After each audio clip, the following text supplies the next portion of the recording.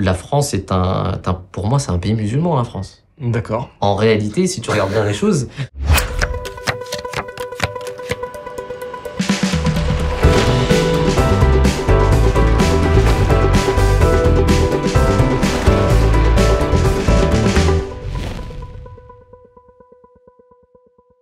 Alors, mes chers amis, un blanc, j'ai failli dire le mot. C'est un peu de vin. J'arrive. Un petit peu de vin? Pas aujourd'hui. Alors, tant que je rentre dedans, c'est un podcast, c'est un peu différent. Hop, on va se servir. On se met en mood... Tranquille. C'est bête parce que juste avant, on était très à l'aise. Ouais. Et d'un coup, vous êtes pas du tout à l'aise. Non, c'est ça. Si, Ah, ça va va. Parce que moi, ça va. Alors, on a l'habitude. On aurait dû enregistrer et Attends. laisser le truc... Vous avez une émission, vous aussi? Ouais. Ouais. Ah, ok. Bon, après, un peu stressé quand même, parce que je m'attends un peu à des questions un peu difficiles. Tiens. Tu l'as vu, ça, mec? Quand je lui sers une goutte d'eau?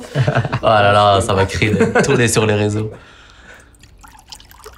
Et tu fais du stand-up aussi ou pas, non? Ah, il est bon, lui. Non? Si. C'est vrai? Ouais, j'ai fait l'Olympia. Non, sérieux? Non, c'est vrai? Non, bah non, mec. J'ai l'air d'être un mec... Ouais, pourquoi pas? Pourquoi? Je suis marrant? Bah, ouais. Faut quand même un minimum d'intelligence. Prouve-le que je suis marrant, mec. Je rigole, là. Alors, vous êtes imam. Comme je peux constater, le Saint-Coran dans vos mains. Est-ce que vous pouvez le décaler pour l'instant? Allez. Parce qu'on sait pas si on valide tout pour l'instant. Pas de soucis. Mais l'imam, c'est lui, hein. Quoi? Ouais. Mais c'est pas vrai! Je te jure. Pour moi, c'est toi avec ton chapeau de fou, mec. Non, pas du tout. C'est lui, C'est toi l'imam. C'est avec toi que je parle tout le temps. Et c'est avec moi que tu parles tout le temps. Mais non! Je te jure. Non, pour de vrai, là. Dis Vous savez voilà. pas Voilà. Mais c'est pas possible, je pensais que c'était l'inverse. Mais Non. si! C'est pas grave. Mais alors pourquoi il a un chapeau de franchouillard Bah, justement, avec pour la baguette de pain, ça, là je te disais. C'est lui, Je l'imam. choisis celui-là. Ah, c'est le Streimel. Je peux le mettre? Normalement, on le met le dimanche. Hein. Ouais. Ah bah voilà. Là, c'est un calife, là. Bon, on va peut-être commencer. Donc, les amis, Allez. deuxième podcast, on tente une aventure. J'ai pas envie de tomber dans la facilité d'interviewer des gens simples. Donc, j'ai invité les musulmans. Voilà, je me dis que ça va être plutôt compliqué. Commençons tout de suite. Les juifs. Alors, On attaque maintenant? bah, allez-y. Bah, t'as vu, il a dit attaque. Tout de suite, attaque. Bon, non, très très simplement, on va faire ça à la cool. C'est avec toi que je parle depuis un certain temps. Yes. C'est toi qui fais même de la batterie. Non, j'ai voulu faire de la batterie, mais on n'a pas pu faire les inscriptions. Mais du coup, la batterie... Alors, ça c'est une question comme ça, parce que ça me vient tout de suite. Hein. De toute façon, l'échange, il va être fluide, il va être sincère. J'ai plein de questions, mais c'est... De toute façon, je veux pas regarder. J'aime bien avoir une tablette, je suis content, il y a marqué carte sur table. Voilà, vous êtes content? Vous êtes content pour moi? Ouais, Allez, je très fais du fier de stand-up, toi. les gars. Mais il y a des questions de tout. Il y a des questions très douces, Mhm. il y a des questions équilibrées, des questions un chouïa piquantes et des questions, évidemment, un peu vénères. Ok? bien C'est sûr. normal. Vous pouvez me poser des questions également si vous avez besoin de savoir un truc, Ok. si vous avez envie de confirmation. Est-ce qu'on a le droit de te demander ta confession à toi? C'est moi qui pose des questions. D'accord. Ok. Les Chaim. Allez, Chaim. Ah, ça fait plaisir, les gars. J'ai très très hâte de commencer, de parler longuement avec vous. On a 1h30 de carte mémoire. Je pense qu'on pourrait durer 4-5 heures, que ça ne me saoulerait pas. C'est un sujet qui me passionne, vraiment, sincèrement. Je veux pas interviewer des gens que ça m'intéresse pas. Là, j'ai envie de savoir. J'ai envie de savoir dans la profondeur. Qu'est-ce qui se passe dans votre quotidien? T'es imam. Ouais. Vous allez peut-être vous présenter pour commencer? Alors, moi, je m'appelle Adnan Eder. Je suis imam, j'ai 33 ans. D'accord. Voilà. C'est tout ce que j'ai à dire. À part ça, je suis marié, j'ai pas d'enfant encore. Inch'Allah. Inch'Allah. Inch'Allah. Ça fait 4 ans que je suis marié. C'est peu commun, ça. Ouais. Être marié depuis 4 ans et de pas avoir d'enfant alors que t'es un imam, ça me semble assez c'est peu vrai, commun. bah, on essaye, ouais, pour l'instant. D'accord. Faut que je fasse attention au sujet des enfants parce que c'est vrai que moi j'ai une tendance à être très indiscipliné sur certaines choses. Non, c'est pas grave. Et des fois je dis ah bon, vous avez pas d'enfant, comment ça se fait? Ben il faut baiser. Pardon. Et en Non, mais fait ça me non, il y a dérange d'autres pas, problèmes ça dans la me vie des gens des bien fois. sûr, Il y a, bien sûr. voilà. Donc Ouais. Toi, t'as des enfants? j'en ai deux, j'ai 2 petites filles. Moi. Ok, d'accord. Voilà, deux petites filles où je suis très très content. Je voulais des garçons à la base. Ouais, c'est pour ça que t'as l'air heureux déjà. Rose, c'est la T'as couleur. l'air heureux. Bah rose du coup. Ah, d'accord. Non, oui, effectivement, avoir des enfants, ça donne un sens à la vie, Ouais. profondément. Ouais, je comprends. Au début, c'est super dur. T'as des enfants, toi? Ouais. Combien? J'ai un petit garçon et là j'ai une deuxième qui arrive. Là. Félicitations. Merci. Machallah, comme on dit. Et oui, je voulais un garçon. Mhm.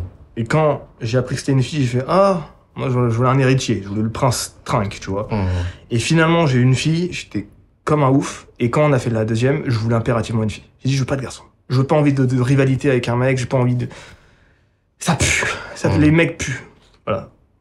Moi, j'espère que t'auras un enfant aussi, un garçon. Ah non, c'est fini, je ferai plus jamais. C'est vrai? Ah non, c'est fini, c'est trop dur. C'est très bien. Mais t'as quel âge, là? 36. 36 ans? Ouais. C'est Ah. très très bien. Et ton premier gosse, tu l'as eu ta 30 première ans. fille? À 30 ans? Ouais, je vais commencer à lever la kippa. Je l'ai eu à 30 ans, le premier gosse. Mais l'interview, c'est sur vous. D'accord. Mais voilà, dans 30 ans, deuxième 33, 34. Je suis très content, mais maintenant, c'est fini. En fait, la trentaine, pour moi, c'est tu donnes ta vie à ça. Et à partir de 40 ans, tu kiffes un peu la vie, tout ce que tu as appris, toutes ces choses-là, tu profites, tu vois. Pour moi, on commence à vivre à 40 ans, vraiment, tu vois. Ouais. Tu as quel âge, toi? Pareil, 33 ans. 33 ans, Ouais. t'as deux enfants. un garçon. Pareil, comme toi, j'ai eu le premier à 30 ans et là j'ai la deuxième qui arrive, j'ai 33 là. Combien de mois la grossesse pour l'instant? Le 9e? Ah ouais? Ouais. Là, elle accouche peut-être maintenant, ça se C'est trouve. ça, j'avais un peu peur que ça arrive. Normalement, c'est prévu dans quelques semaines, mais Ouais, on n'est ok. jamais à l'abri de. Avec la chaleur et tout. Ouais, c'est ça qui est un peu compliqué. Ok. Donc, on va parler déjà. Tu t'appelles comment? Brahim, Brahim et Adnan. Adnan. C'est de quelle origine? Pakistanais. Ah. Ouais. Mais c'est un prénom arabe. Adnan. Adnan. Et vous parlez arabe les deux? Moi, je parle arabe. Ouais, mais Brahim, non, je Non. pense. Ouais. je Ah bon le lis, je l'écris, mais je le parle pas. Comment ça se fait? Pas baigné dedans, ni dans l'arabe. En fait, sans trop rentrer dans le détail, j'ai grandi uniquement avec ma mère, qui est plus berbère, qui parlait D'accord. plus kabyle, enfin qui parlait à moitié kabyle. Et donc j'ai pas grandi avec mon père. Et j'ai pas eu cette éducation-là côté arabe. Et je suis rentré un peu tard dans l'école arabe pour apprendre à lire, à écrire, donc c'est en cours, quoi. L'arabe est une langue très difficile, il me semble. Ouais. Hein, c'est vraiment compliqué. Tu peux pas l'apprendre en étant adulte si facilement. Ouais, tu peux. Si, tu peux. Mais il faut vraiment s'investir. C'est Ouais. vraiment, t'es motivé. C'est pas tu de veux l'anglais, vraiment quoi. t'investir. L'anglais, c'est. Lire et écrire, tu peux l'apprendre facilement. En un mois, beaucoup de gens savent le lire. Ah, Ouais. parce que Mais- oui, c'est des sonorités en fait. Ouais, c'est C'est ça. ça, exactement. Voilà. Après, si tu veux vraiment rentrer dans le vocabulaire, pardon, là, il faudra beaucoup plus de temps et beaucoup s'impliquer, quoi. D'accord. T'es né au Pakistan? Non, je suis né en France. En 93, à Villepinte. Ouais. Et toi? Bondy. Ok. 93. Les Français. Français. Ouais, Pas de problème. bien sûr. plus français que pakistanais déjà. Ouais. Tu vas au Pakistan des fois? J'ai été une fois en 2017, j'y retournerai plus jamais de ma vie. Pourquoi Je me sentais- Non, c'était bien, mais j'ai pas. C'est un beau pays, hein, j'aime bien, mais Ouais. c'est dur pour moi. Qu'est-ce qu'il y a de dur? Je sais pas. Moi, je sens que j'ai grandi ici. Je veux pas je vais te dire la vérité. Hein, je suis pas malhonnête. T'es imam, t'as pas le choix. Ouais, déjà. Voilà. Mais je me sens occidental, moi, plus que Ok. pakistanais. C'est-à-dire que parce que j'ai grandi ici, il y a quand même un luxe ici. Oui, bien sûr. Quand tu vas dans un pays qui a du tiers-monde, parce que le Pakistan, c'est quand même un pays du tiers-monde. Chermonde qui a la bombe nucléaire, je crois. Oui, tiers-monde qui a la bombe nucléaire, c'est ça en plus. Ouais.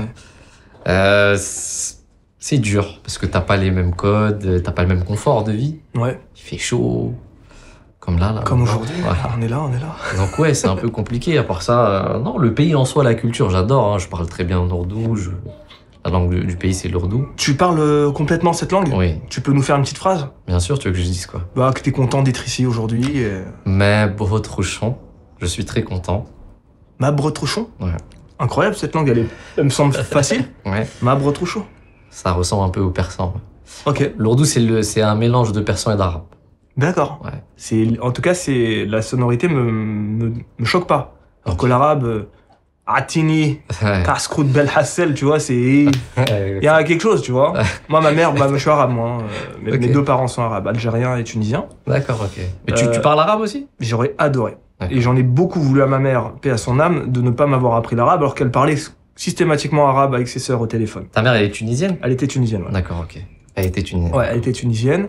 Et ouais, ça parlait arabe au téléphone, et nous, ça nous saoulait. Mm. Et à la maison, il y avait de la musique arabe tout le temps, Mm. du matin au soir. Les Tunisiens, ils ont un bon accent. Hein. Ah Ils parlent très bien l'arabe. oui, c'est... Ouais. Il y avait Kulthum, et des Ah oui, ce genre d'accord, d'artistes des vrais là. classiques. Oh, elle ouais. éclatait. des classiques comme ça. Et nous, c'était insupportable parce que c'est de la musique, il faut être né dedans pour l'aimer. Parce que c'est des musiques de paroles surtout, Ouais, c'est c'est des ça. poèmes. Ah, c'est Mais clair. musicalement, c'est pas, pour les oreilles occidentales, c'est pas agréable musicalement. Ouais. C'est pas tu vois, ça Ouais. c'est sympa, on arrive à comprendre Ouais, musicalement, c'est mais vrai. mais l'arabe Kulthum, non, je sais que c'est très très grand là-bas au Maghreb, mais c'est l'équivalent de quoi? C'est une fille ou un garçon? C'est une fille. C'est l'équivalent de Barbara, je sais pas si vous Ouais. connaissez, Si. Un peu, mais. ou Edith Piaf, quoi, Edith genre de Piaf, truc, ouais. voilà, c'est ce genre, ou Céline Dion, voilà, c'est l'équivalent de ce genre de truc. Céline Dion n'est pas du tout française, bref. Canadienne. Canadien. Ouais, canadienne. Mais voilà. Et du coup, j'en ai beaucoup voulu à ma mère de pas m'avoir appris l'arabe, parce que j'ai grandi dans le 18e, parce que j'étais dans des... j'ai fait plein de collèges, et j'étais entouré d'arabes dans ces collèges, et en fait, ça aurait été très cool, Mais toi, t'es né. à Paris, À Paris. ok. 19e. Et ça aurait été très cool de pouvoir parler arabe, ça m'aurait même sorti de certaines situations compliquées, parfois. Et des fois, j'ai fait bluff que je parlais arabe, Oh, tu vois. On l'a tous fait ça. Là, je fais bluff, tu vois, j'entends un mot ou deux que je comprends, ouais. et je dis, vous savez, madame, je parle arabe. Là, elle fait, ah non, mais c'est pas... Ça arrive. C'est une anecdote qui m'avait fait un petit peu mal, d'ailleurs, j'en parle rapidement, mais de toute façon, on va pas orienter l'interview sur des choses négatives, hein, on va parler de tout. Mais moi, j'ai vu autant de positifs que de négatifs dans ma vie de juif, par rapport à la communauté musulmane, plus de positifs quand même, mais j'ai eu les deux versants. J'ai vécu les deux versants en même temps.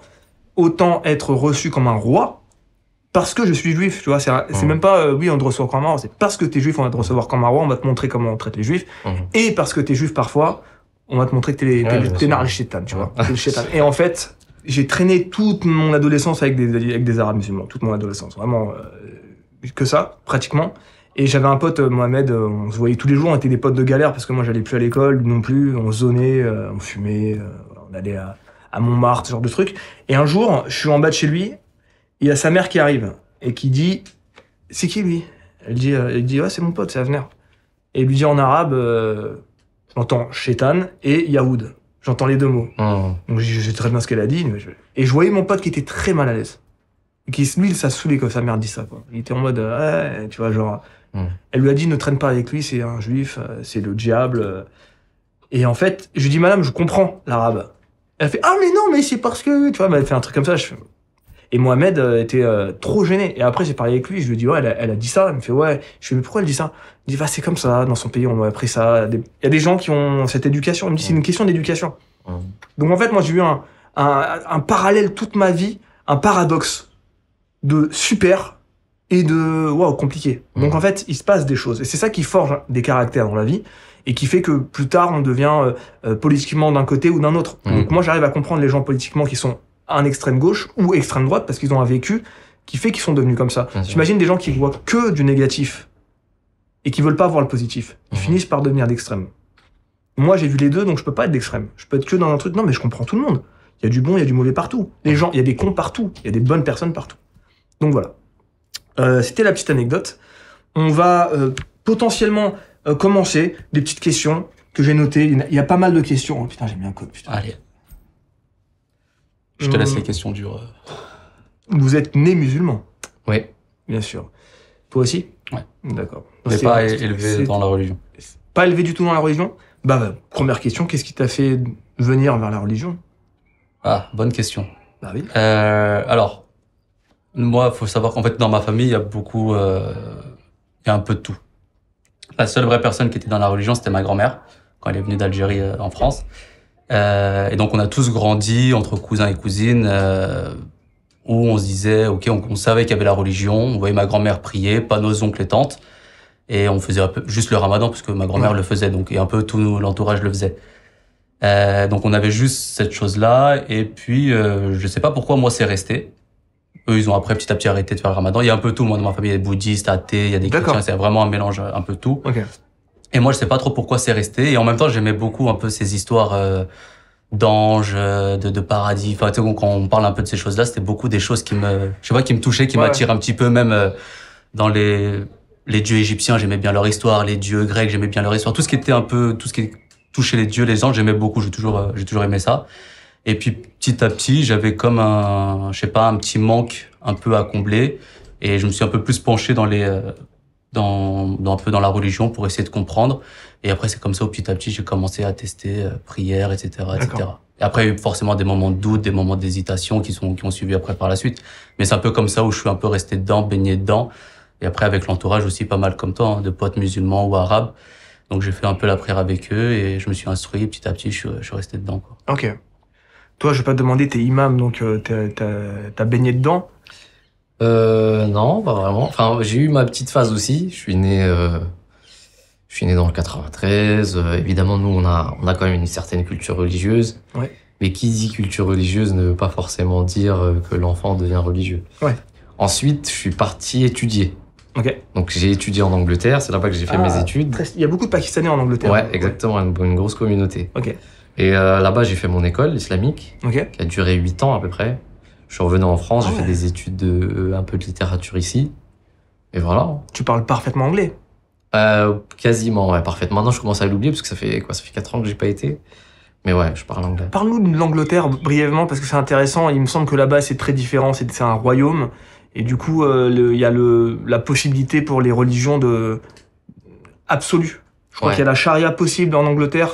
Alors, Un tribunal islamique. il peut, voilà, comme Voilà. il y a même des tribunaux rabbiniques, je crois. C'est comme ça qu'on appelle ça, Certainement. rabbinique. J'ai pas eu vent de ça. Je connais pas autant que Ouais, toi, mais il y a, c'est-à-dire c'est un royaume. Donc il y a la communauté musulmane et ils se jugent entre eux. Il y a ce genre de choses. alors non, ils se jugent pas entre eux. Il y a quand même une justice qui est la même pour toutes. La République, ouais. Par contre, pour certaines Ah, il y a la choses, monarchie, là, du coup. il y a des exceptions où la loi estime que ça peut être. J'ai pas envie de dire de conneries, hein, Ouais, parce bien que sûr. je connais vraiment On rien. pourra vérifier par la suite Ouais. et ajouter un Mais astérix. il y a certaines choses, il y a certaines communautés qui peuvent se faire juger sous certaines institutions juridiques comme les juifs ou comme les musulmans, mais Mhm. c'est très limité. Et c'est en accord avec les Voilà. tribunaux Ouais, effectivement, de c'est en la accord. nation. Ok. Puis après, la différence, c'est quoi? C'est qu'en Angleterre, les gens sont plutôt... En fait, la société anglaise, elle est plus dans l'utilité. Si tu leur apportes une utilité, ils s'en foutent de ta religion, Ouais, ils c'est s'en pas mal, foutent. Au ça. contraire, ils respectent. Tant que t'apportes de l'argent, un capital pour quand je dis argent, c'est une productivité, Ouais, bien sûr. une utilité pour la société. Un apport en industrie ou Voilà. un apport La financier. France, c'est très différent. La France, que tu sois, merci, gentil, riche ou pas, faut que tu t'assimiles. Ce qui est une bonne chose aussi, hein, Bien sûr. je peux le comprendre, mais c'est un peu différent. D'accord. Très bien. Alors. Déjà, il y en a un truc qu'on n'a pas dit, c'est quel courant que vous représentez, parce qu'il y a beaucoup de courants dans l'islam. Donnez-nous les deux principaux courants, pour commencer, pour les gens qui connaissent pas vraiment la religion. Alors, il y a l'islam sunnite et il y a l'islam chiite. Ok. Déjà, dites-nous, c'est quoi l'islam sunnite et chiite? Alors, l'islam sunnite, tu veux prendre la parole, tu peux, hein, évidemment. Comme tu veux. Non, vas-y, tu peux. Si tu veux. Tu complètes. Ouais, J'ai oublié un truc. Alors, il y a deux grandes parties. Donc, tu as l'islam sunnite et chiite. En fait, l'islam sunnite, on le définit dans le sens où ce sont les personnes qui suivent ce qu'on appelle la sunna du prophète de l'islam. Donc, c'est un peu toutes ces traditions et tout ce qu'il faisait. Et qui reconnaissent les 4 califes qui ont succédé après sa mort. Donc, on a Abu Bakr qui est venu juste après, Omar ibn al-Khattab, Othman et Ali, qui était le 4e calife. Abouba, c'était un noir, je crois. Hein. Non, Non, ça, c'était c'est Bilal. Ali, c'est Bilal. C'était C'est Bilal. lequel le premier qui a fait l'appel à la prière? Ah, c'est Bilal. C'est Bilal. Ouais. Je connais un petit peu C'était un esclave qui a été sauvé par Abu Bakr. ça. Ouais. C'est lui Ok. qui l'a libéré en payant sa dette. Et donc, ça, c'est la partie sunnite. Et il y a une autre partie qui est la partie chiite, qui, eux, après la mort du prophète sallallahu alayhi wa sallam, par rapport aux 4 califes que j'ai cités, ils n'ont pas été d'accord avec le premier calife, Abu Bakr, etc. Mais ils ont préféré suivre Ali, qui était, bon, pour les sunnites, le 4e calife, mais qui est Ali, qui était le cousin du prophète sallallahu alayhi wa sallam. Ok. Et donc, ils font abstraction des autres califes et ils suivent plutôt le dernier calife directement, parce que pour lui, vu que c'était quelqu'un membre de la famille directement du prophète, il était plus légitime à prendre la succession que son meilleur ami qui est après, etc. etc. D'accord. Pour eux, ouais. Pour eux. Et vous êtes Alors nous, on est... Nous, on est de la branche sunnite. Ouais. De la branche sunnite. sunnite, c'est ce qu'il y a principalement sur Terre. Voilà, Ah, c'est la pratique. En fait, sunnite, ça veut dire ceux qui suivent la sunna. La Ok. sunna, c'est la pratique du prophète sallallahu alayhi wa sallam. L'Iran, c'est chiite. Voilà, exactement. L'Iran, c'est chiite. C'est Le principalement. Pakistan, c'est... C'est à majorité sunnite. Donne-moi 2-3 autres pays chiites. J'imagine Il y avait l'Irak. L'Irak, voilà, l'Afghanistan. Tout ce qui sont autour. Non, Ah, l'Afghanistan. non, même pas. En fait, il y a que Iran. Si je me trompe pas, Iran, Irak, une bonne partie de la population irakienne aussi. Je crois que c'était la moitié, si je dis pas de bêtises, et l'Iran. Il y a quelque chose de mystique dans le chiisme, j'ai l'impression. Ouais. Dans ce que je ressens quand je vois les Iraniens. J'adore le cinéma iranien. Je Ouais. suis un fan absolu du cinéma iranien. Pour moi, c'est au sommet. Et il y a quelque chose dans tous les films que j'ai vus d'assez mystique. Pas dans le mauvais sens, mais même la façon de mettre le voile, Mhm, c'est un peu plus sombre mhm. que au Maghreb, par exemple, où le voile est, je sais pas, un peu plus lumineux. Et je crois que c'est au Liban. Le Liban, c'est quoi? Ouais, Liban, c'est sunnite aussi, mais il y a des chiites aussi. Où le voile, ils le mettent pas entièrement. Ouais. Ouais, il a ça, Oui, après, une c'est partie Ouais, il y a de tout. Je pense que c'est une question de culture. Une question de culture. Ouais. Ok, très bien. de pays Donc différents. vous êtes sunnite, On est sunnite. Dans le sunnisme, il y a beaucoup de courants. bien sûr. En fait, ce qui s'est passé, c'est qu'en 74, Mhm. le gouvernement. C'est marrant. Ça va être très marrant, mais vas-y. Ouais, c'est vrai qu'en plus, Ça te va bien, on dirait un Israélien, mec. Ouais, hein. c'est vrai. Désolé, pardon, mais on dirait un Israélien. Mais c'est pas grave, y a pas de souci. Machin. Il y a beaucoup de choses sur lesquelles on est très réformiste, on est rationaliste un peu aussi. Et la croyance majoritaire, c'est de croire qu'il peut y avoir un prophète après le prophète, sallallahu alayhi wa sallam. D'accord. Donc ça, la majorité des musulmans sont pas d'accord avec. Nous, on dit que c'est possible, étant D'accord. donné que c'est contradictoire, puisque les musulmans pensent aussi que Jésus va revenir à la fin des temps. Oui.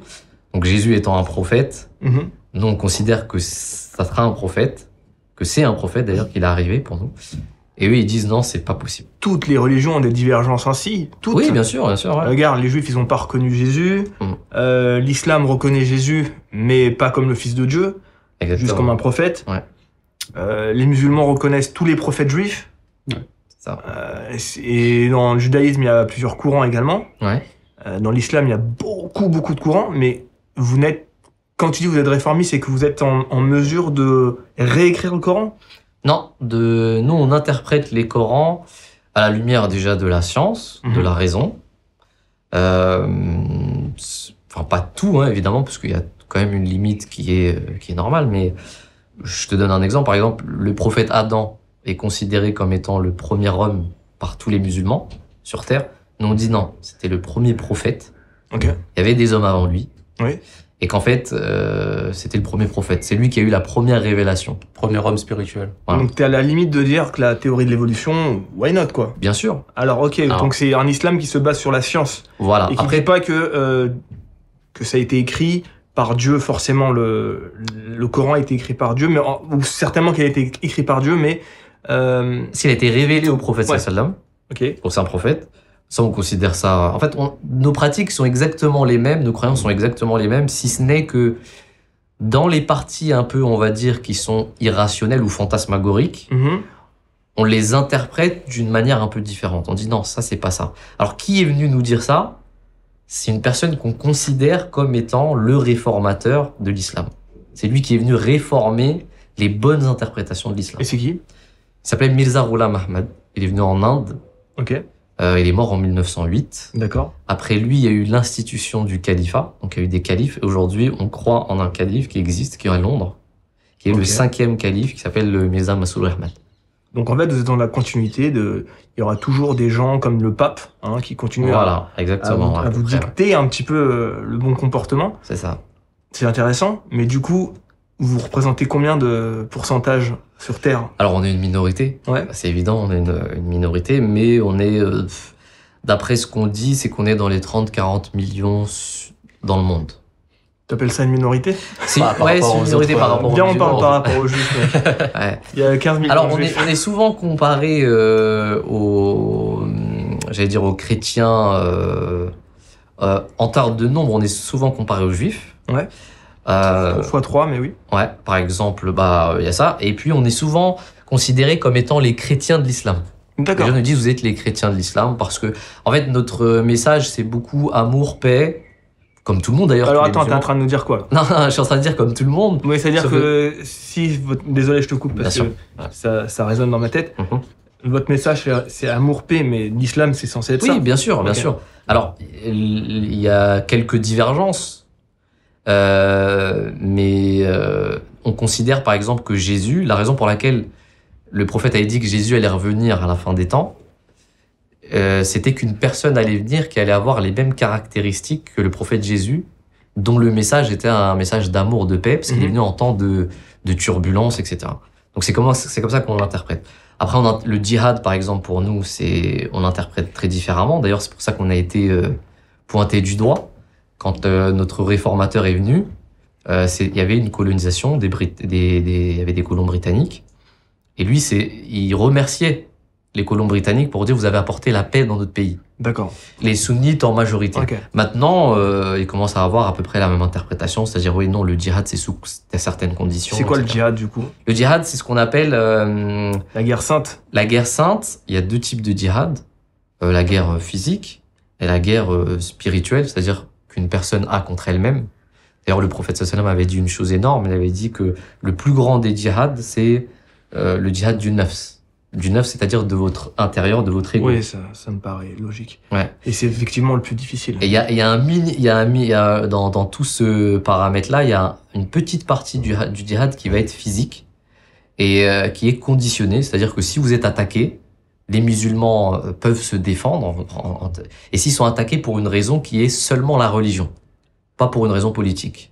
Donc si vraiment c'est la religion qui est faite pour enfin, si vraiment les gens veulent nous tuer parce qu'on est musulmans et parce qu'ils veulent nous tuer juste simplement pour cette raison-là, s'il y a une autorité divine, c'est-à-dire une autorité, un calife ou quelqu'un qui unit les musulmans, sous certaines conditions, on peut avoir le droit de se défendre. D'accord. Ok, mais aujourd'hui c'est plus le cas. Aujourd'hui, pour nous, il y a plus de guerre religieuse puisque l'humanité, enfin, ça existe quasiment plus et c'est très politique. C'est en en fait. train de revenir un peu, là. Ouais, alors moi j'y crois pas trop. Ah mais ouais. Moi je pense plutôt que c'est très politique. Oui. On instrumentalise la religion, oui, certes. Oui, c'est vrai que c'est politique, Ouais. parce que t'as des pays qui s'entendent très bien avec Israël. Des Ouais, pays voilà, musulmans. exactement. Il y a eu. Mm. Très intéressant. En France, toi, tu es imam d'une mosquée à Bondy? Non, Bah non, pour... pas à Bondy. Je sais pas pourquoi. Bondy, c'est marrant, c'est parce que c'est. À Sarcelles, alors, peut-être? Comment il s'appelle celui de Bondy là? Je sais Ah pas. oui, je vois, l'imam C'est télévisé, là. le- Non, c'est de mais- Rancy. Ah, c'est de Rancy. C'est de Rancy. Et lui, quoi, c'est un imam de quel courant? De Sunnite, je crois. Sunnite, je crois, Ouais, il ouais, de Sunnite. c'est un Donc le classique, quoi. Ouais. Ouais. Ok. Moi, non, je suis un imam à la mosquée de Saint-Prix. Ok. Voilà. Après, c'est un peu différent. Moi, je suis missionnaire. Alors, nous, on a une institution. Nous, comment ça marche, c'est que on fait l'école de 7-8 ans. Ouais. Ensuite, c'est notre calife qui décide où est-ce qu'il va nous envoyer. Donc, on est appelé Comme la brigade de police, quoi. en fait, c'est un peu comme le même système des missionnaires chrétiens. D'accord. Donc, on a une mission qui font nous les est bons donnée. jours, Et c'est avec cette mission, c'est à travers cette mission qu'on va faire. Il y en a qui sont sur le terrain, c'est-à-dire ils ont des mosquées, et donc ils font la prière, ils dirigent la prière, ils éduquent les gens, etc. Puis il y en a d'autres qui ont d'autres missions. Moi, par exemple, il y a quelques temps, j'étais responsable de notre chaîne francophone, c'est-à-dire on a une chaîne où on faisait des émissions. Ouais. Donc j'étais responsable de ça. Ma mission, c'était de produire des émissions pour éduquer notre communauté, les musulmans, etc. Et là, très récemment, on m'a mis missionnaire à Saint-Prix, c'est-à-dire dans la mosquée de Saint-Prix. Et en Ouais, c'est France, il y a vraiment combien de des personnes divergences, environ On a à peu près 3000. Non. Ouais, un peu plus. On est très peu, ouais. Ouais, en France, on n'est pas beaucoup. 3000. Par exemple, mais en Angleterre, on est beaucoup plus, en Allemagne, on est beaucoup Ouais, plus. Allemagne, il y en a beaucoup. Amérique aussi. France a rejoint petit à petit, en fait. D'accord. Moi, j'ai rejoint il n'y a pas si longtemps que ça. Ok. Il y a tout un travail de développer ce message-là de paix et d'explication sur certaines divergences. Et puis Bah, après, du coup, c'est quoi les divergences par rapport à l'islam Alors, sunnite classique? la principale divergence. À part les califes et tout ça. Ouais. Vraiment dans la religion. Tu La vois. principale divergence, c'est autour de Jésus. La plus grande C'est juste divergence. ça La plus grande. Après, il y a d'autres petites à côté, mais la plus grande, c'est autour de Jésus. Dans la croyance islamique de base des autres musulmans, Jésus, lors de son message, a été attrapé, il a été crucifié, et on dit qu'en fait Dieu l'a sauvé, et en fait en le sauvant, il l'a élevé au ciel pour le protéger, et qu'il serait quelque part là-haut en attendant son retour pour le jugement, pour combattre le Dajjal. donc il serait pas mort, il serait quelque part là-haut, sauvé par Dieu.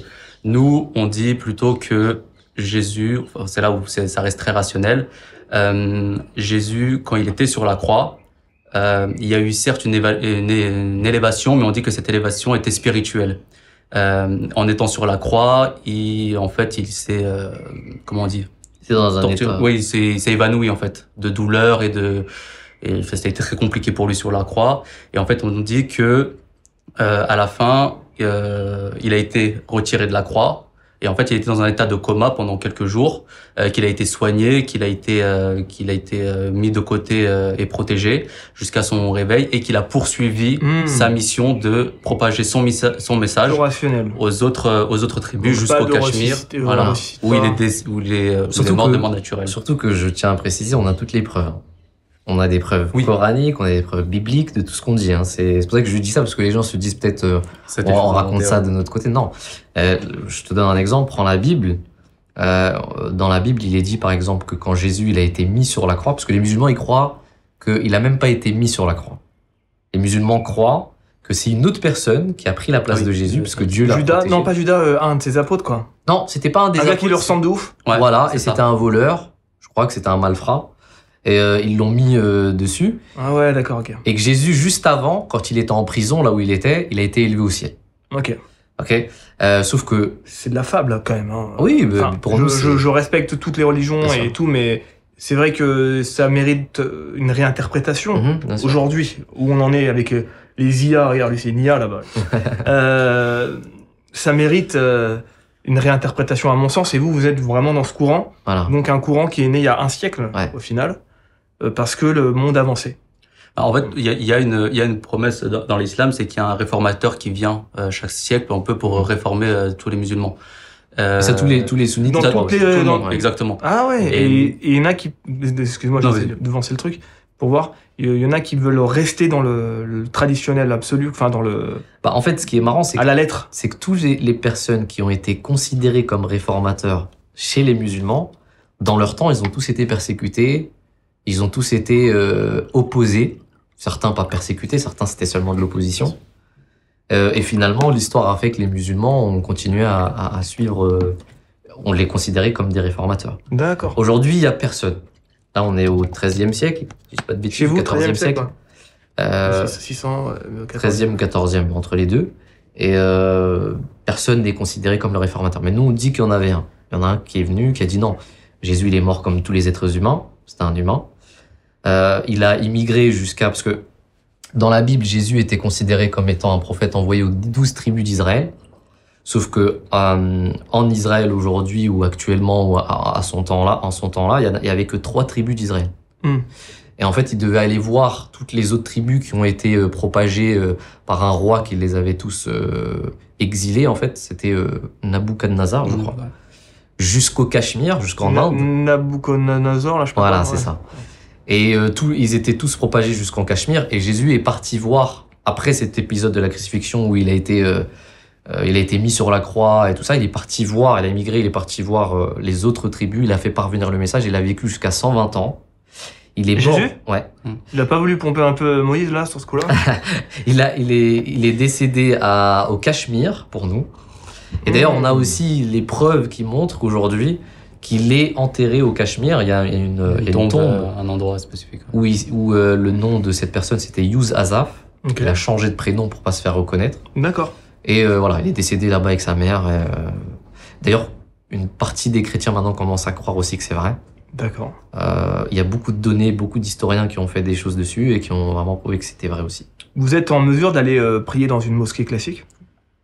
Ah, dans une mosquée? Oui. Ouais, on peut. Une mosquée normale? La seule différence, c'est que si l'imam qui dirige cette mosquée est entièrement contre et blasphème un peu ce que nous on croit, on va pas prier Est-ce que c'est en derrière. mesure pendant le prêche de blasphémer? Non, je veux dire si on sait qu'il y a cette personne-là a peut-être des allégations contre notre courant et de la personne qu'on considère comme le retour de Jésus, etc. On va pas prier derrière lui par D'accord. un peu respect. Mais sinon oui, dans toutes les mosquées, Et votre mosquée à vous, c'est une mosquée normale? classique. Ouais, Un peu classique, bien sûr. Vous priez par terre pareil? Oui, Ah, tout tapis. est pareil. Tout pareil. Tout pareil. Pas de Et droite je crois que chez les là. musulmans, tout le monde est musulman, il me semble. Il y a quelque chose comme ça. De nature, oui. Ouais. C'est-à-dire que on a tous été. Alors, il y a un hadith qui dit, une parole du prophète sallam qui dit que toutes les naissances se font sur l'innocence. Ouais. T'es innocent de base. À partir du moment où t'es innocent, t'es t'es de bonne nature, en fait. Mais on considère que tous les prophètes ont été musulmans. Tous les prophètes qui sont venus avant étaient tous musulmans, puisqu'en fait, leur message, c'était un message de paix, de soumission à Dieu, parce que l'islam, c'est ça que ça veut dire. Ça veut dire soumission à Dieu, et c'est dans la soumission à Dieu que tu trouveras la paix. C'est pour ça que ça a les deux significations. C'est-à-dire ça signifie aussi bien soumission que paix. D'accord. Et souvent on dit oui, mais les musulmans, vous dites que c'est paix, mais en fait c'est soumission. Non, c'est les deux. C'est parce que celui qui se soumet à Dieu retrouvera la paix. Oui, oui, c'est un dogme qui te dicte. Voilà. Si tu te consacres ta vie à Dieu, tu vas trouver la paix. Exactement. Est-ce Tu vas que c'est trouver la vrai? paix intérieure pour toi, qui va aussi propager la paix aux gens qui sont autour de toi, et etc. Et ça marche vraiment, ça? On essaye. Vous êtes heureux ou pas? Ouais, bien sûr. Enfin, on essaye. Après, regarde, la question c'est pas d'être heureux. Moi, ce que je pense. Je pense que la question c'est d'être en paix. D'accord. C'est pas la même chose. Être heureux et avoir du bonheur, c'est une conséquence de la paix. Oui, bien sûr. Et pour nous, c'est pas l'objectif. Parce qu'en fait, celui qui court derrière la joie et le bonheur, il va être malheureux. Parce que s'il l'a pas, bah, il sera malheureux. Bien sûr. En fait, on court derrière la paix. C'est la tranquillité d'esprit, la paix du cœur. Et en conséquence, on aura le bonheur ou la joie. D'accord. C'est ton métier, imam, hein? Yes. Et toi? Moi, je suis informaticien, moi. D'accord. Rien à voir. À sa mosquée? Non. Non. Non, dans une boîte. Dans une autre boîte. Ouais, à part. Alors, je vais peut-être aller chercher des petites questions, Mhm. voir comment on peut orienter. Moi, je peux te poser une question, Nathan? Bien sûr.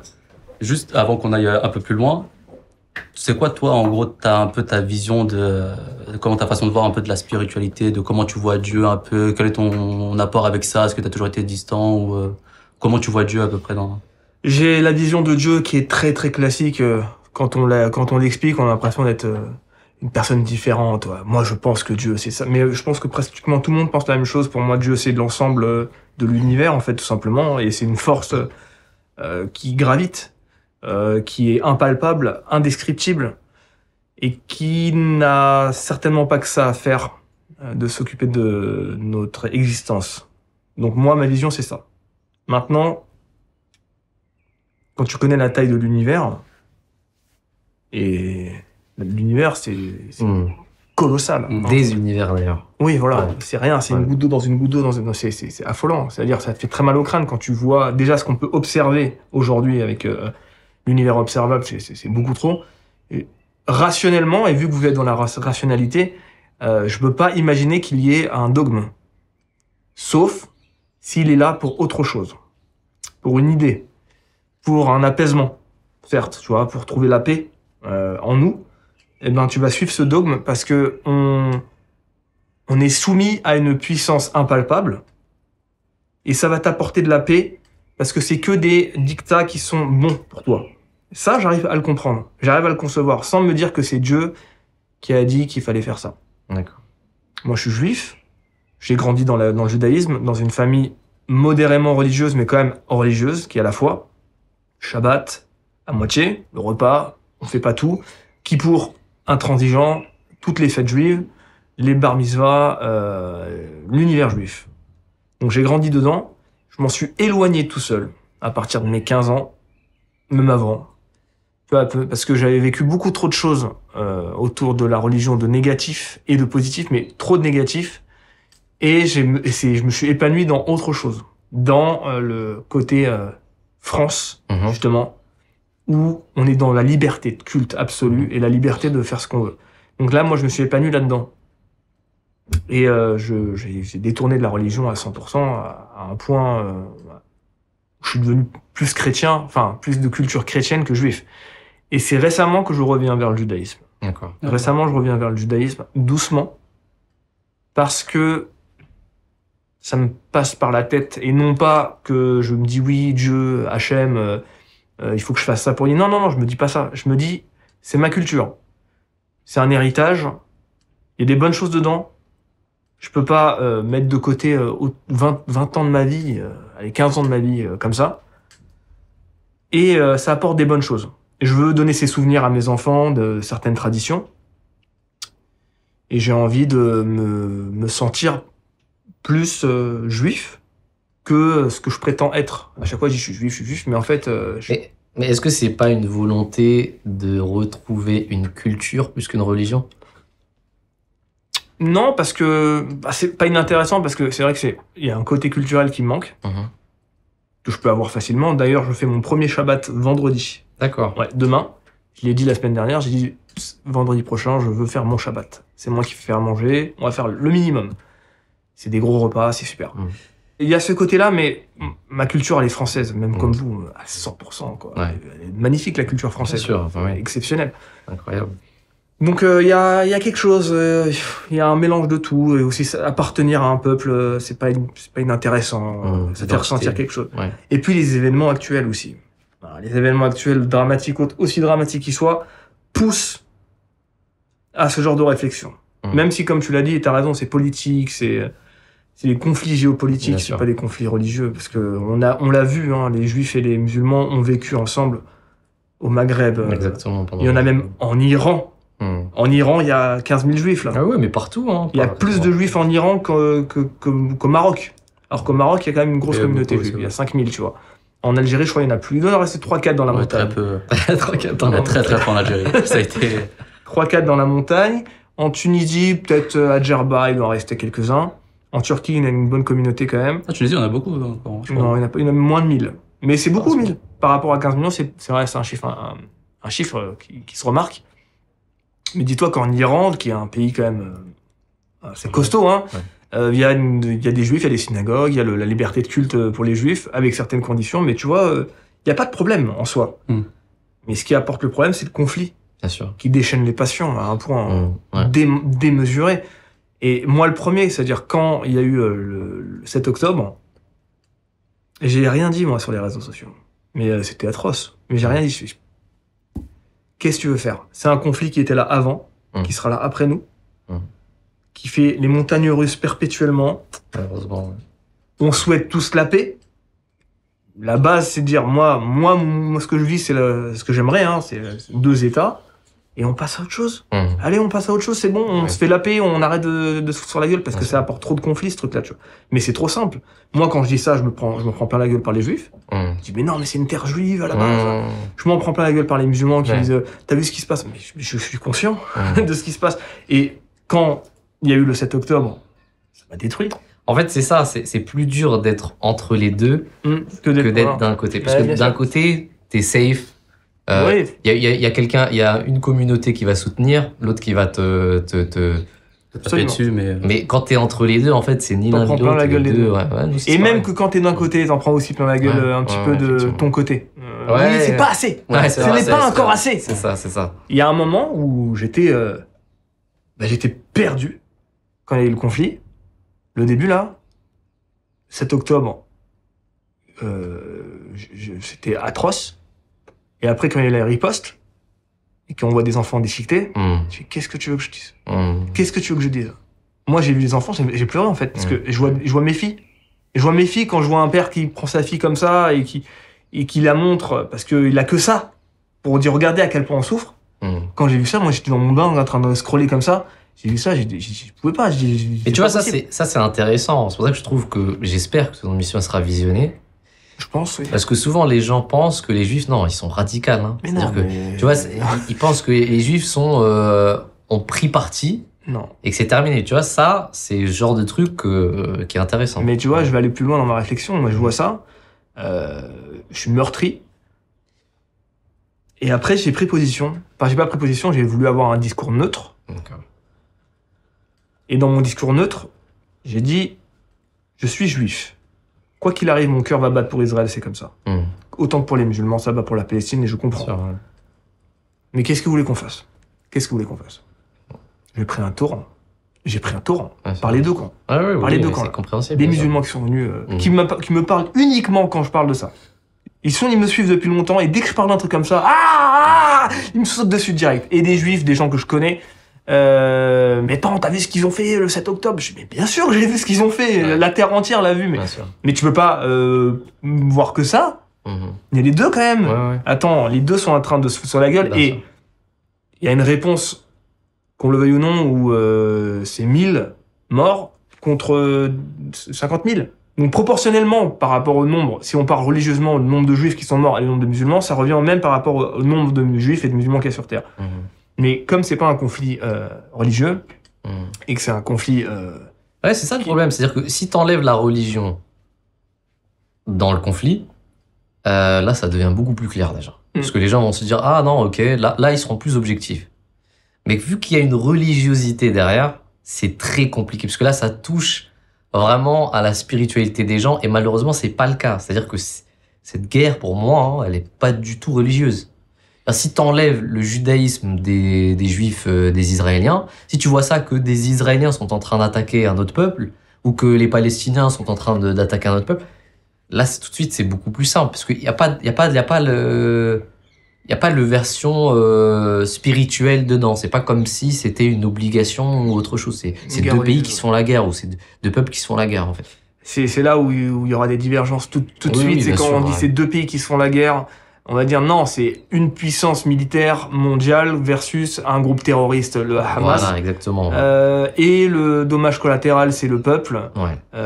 Et les juifs, ils vont toujours te dire, ce qui, selon moi, est vrai, je le dis, que le Hamas prend le peuple en bouclier. D'accord. C'est-à-dire, je sais pas ce que vous en pensez, vous, mais c'est comme ça que fonctionnent les terroristes. Hein. Ils prennent ça en otage. En otage, c'est un grand mot, mais ils le prennent... c'est un bouclier. Parce qu'en fait, je sais pas si je peux me permettre d'aller dans cette vision-là, c'est ma vision à moi. Et il faut être sur place pour savoir. Et personne ne sait vraiment.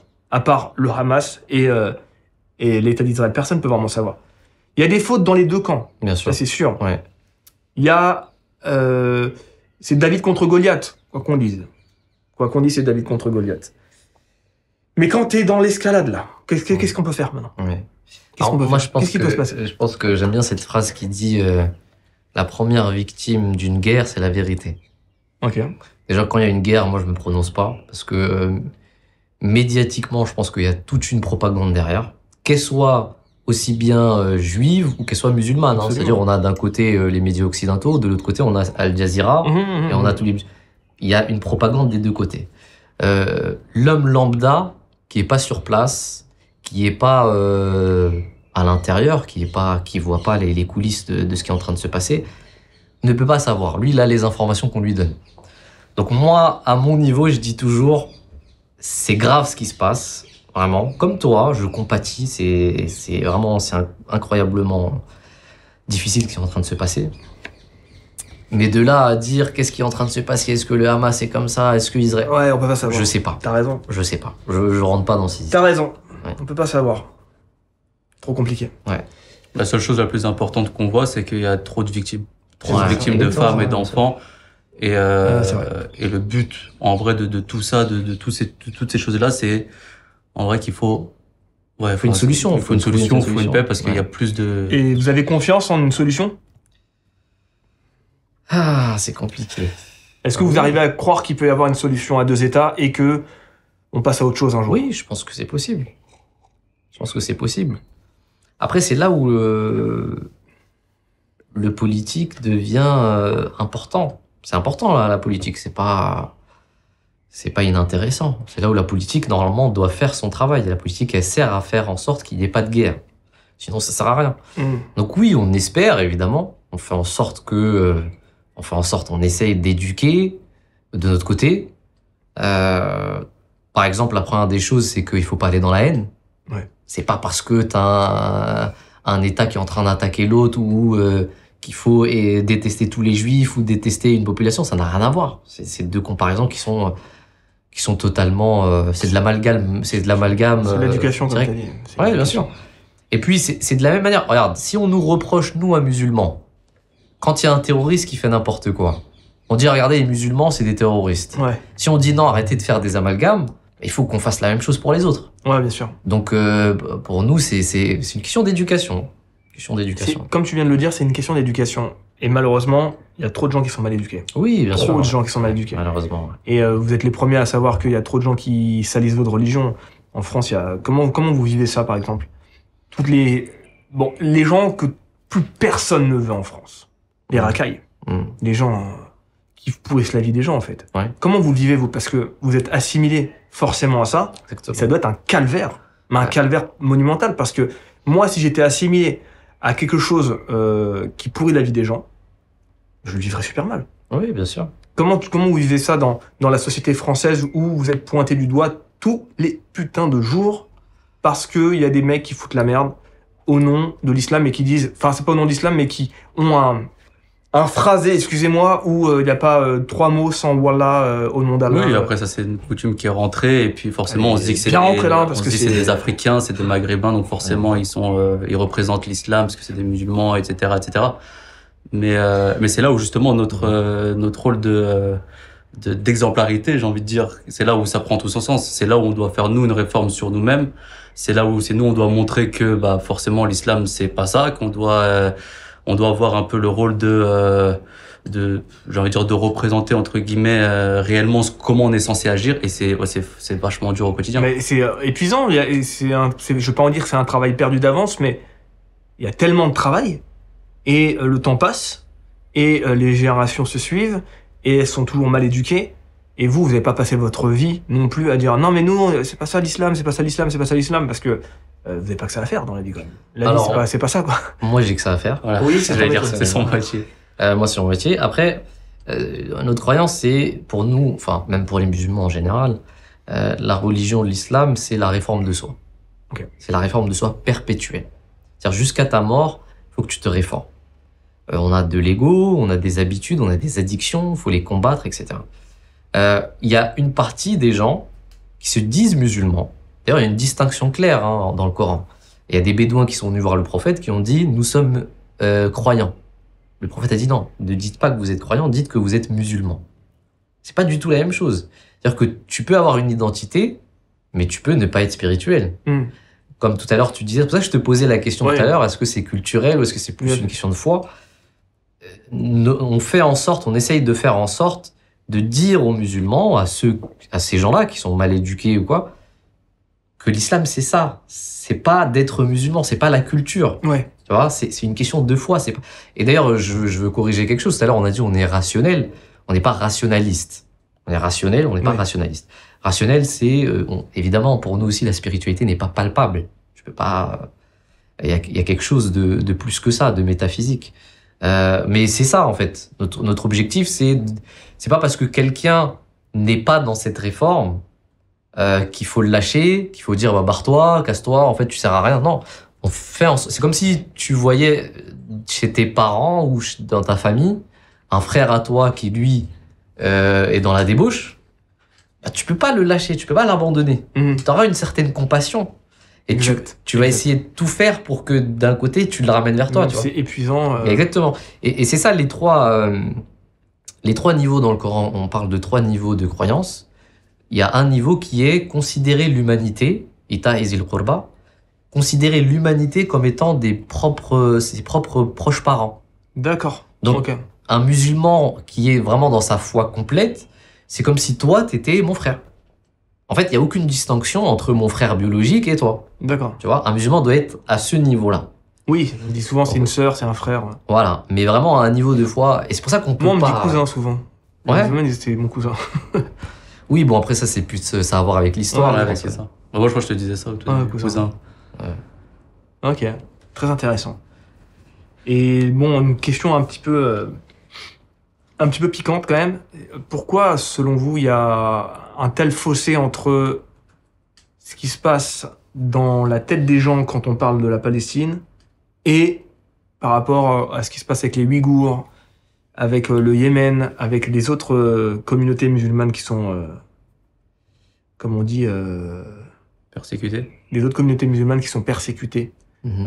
Alors que ce qui se passe avec les Ouïghours, c'est quand même un truc de ouf. Ils sont dans des camps, c'est un génocide également, quoi. Comment ça se fait qu'on en entend un tout petit peu parler? Pas vraiment. Il n'y a pas de manifestation plus que ça. Il y a eu, mais ça a été un petit peu vague. Ça a été des gens vraiment impliqués. Qu'est-ce qui explique ça? Parce que ça m'intéresse. Vraiment.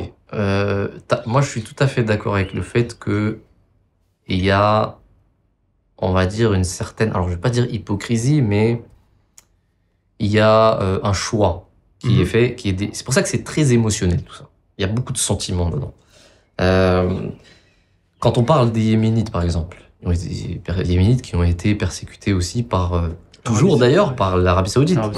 Personne ne dit rien. Personne. Pourtant, c'est des musulmans contre des musulmans. Oui. Là, il n'y a pas de question de religiosité.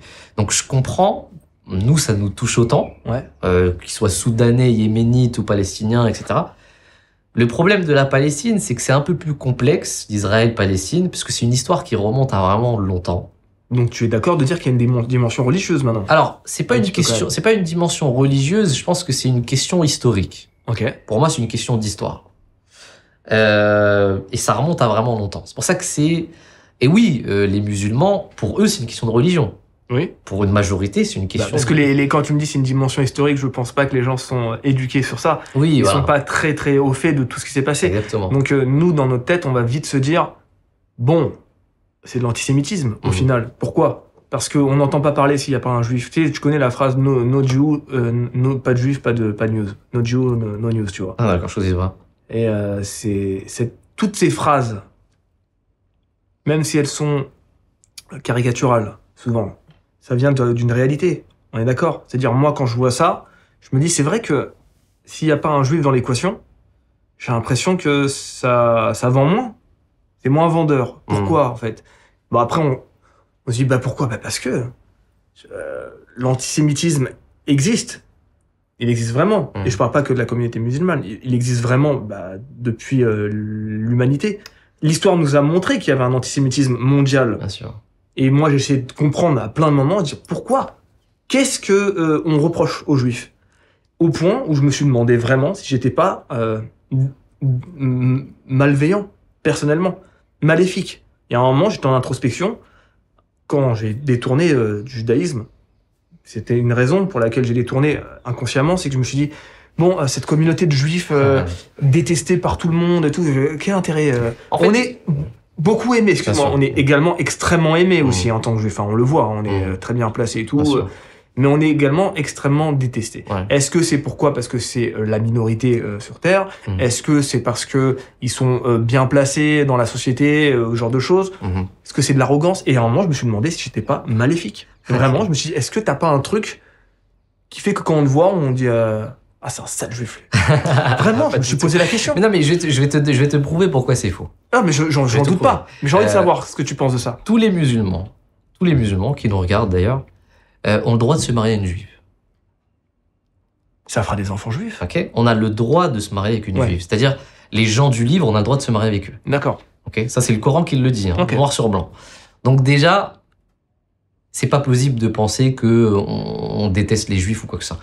Le problème, c'est qu'il y a une confusion chez les musulmans. C'est pour ça qu'on parle d'éducation. Il y a une confusion même chez les musulmans, même chez les savants d'ailleurs. Nous, on pense souvent. Il y a un célèbre hadith du prophète sallam qui disait à la fin des temps, parce que pour nous, c'est la fin des temps. Là, vit on y dans est, la là. fin des temps. Il disait à la fin des temps, viendra un temps où les savants musulmans Ouais. seront les pires créatures sur terre. D'accord. C'est de eux que viendra la fitna, le désordre, et c'est vers eux que le désordre retournera. C'est-à-dire que les savants seront la source du désordre du monde musulman. Et nous, on considère que c'est vrai. On considère que beaucoup de savants en sont pour beaucoup dans ce qui est en train de se passer, dans cette confusion générale. Parce que il y a une dimension spirituelle au judaïsme dans le Coran, c'est évident. On pense que les juifs se sont égarés, c'est une évidence. Moi, Oui, je bien pense sûr. que- mais ça a une dimension spirituelle, c'est-à-dire que ils ont pas cru au prophète Élie déjà. Pour nous, les musulmans, la deuxième venue d'Élie, c'était Yahya, Jean-Baptiste, qui est dans la Bible. Mais les juifs n'ont pas cru. À partir de ce moment-là, ils ont encouru la colère divine. C'est-à-dire Ok. que Dieu a dit, bah là, vous avez arrêté de croire en la continuité. Ils n'ont pas cru en Jésus aussi, sachant que Jésus était ce dernier prophète israélite qui allait venir. Bref, c'est une longue histoire, mais tout ça pour dire que à partir de ce moment-là, ils ont encouru la colère divine. Mais c'est pas aux musulmans d'aller punir le juif parce qu'il a pas cru ou quoi que ce soit. Au contraire, au temps du prophète sallam, il y avait des juifs qui vivaient avec lui. Il y a eu un pacte, le pacte de Médine, dans lequel il y avait des juifs. D'ailleurs, le système judiciaire à l'époque du prophète sallam, c'était de juger les juifs s'ils voulaient être jugés selon la Torah.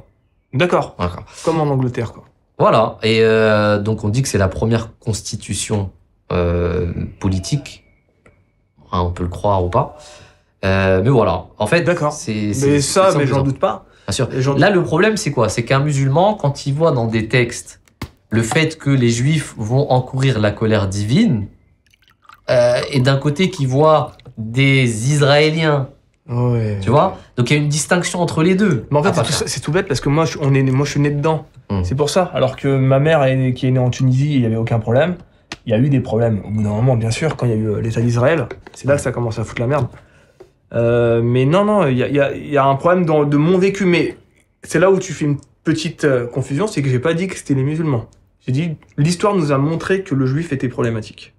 Ah, Pas d'accord. pour les musulmans. Ok. Il était problématique tout court. Ouais. Parce que pour les musulmans, non. Je sais que non.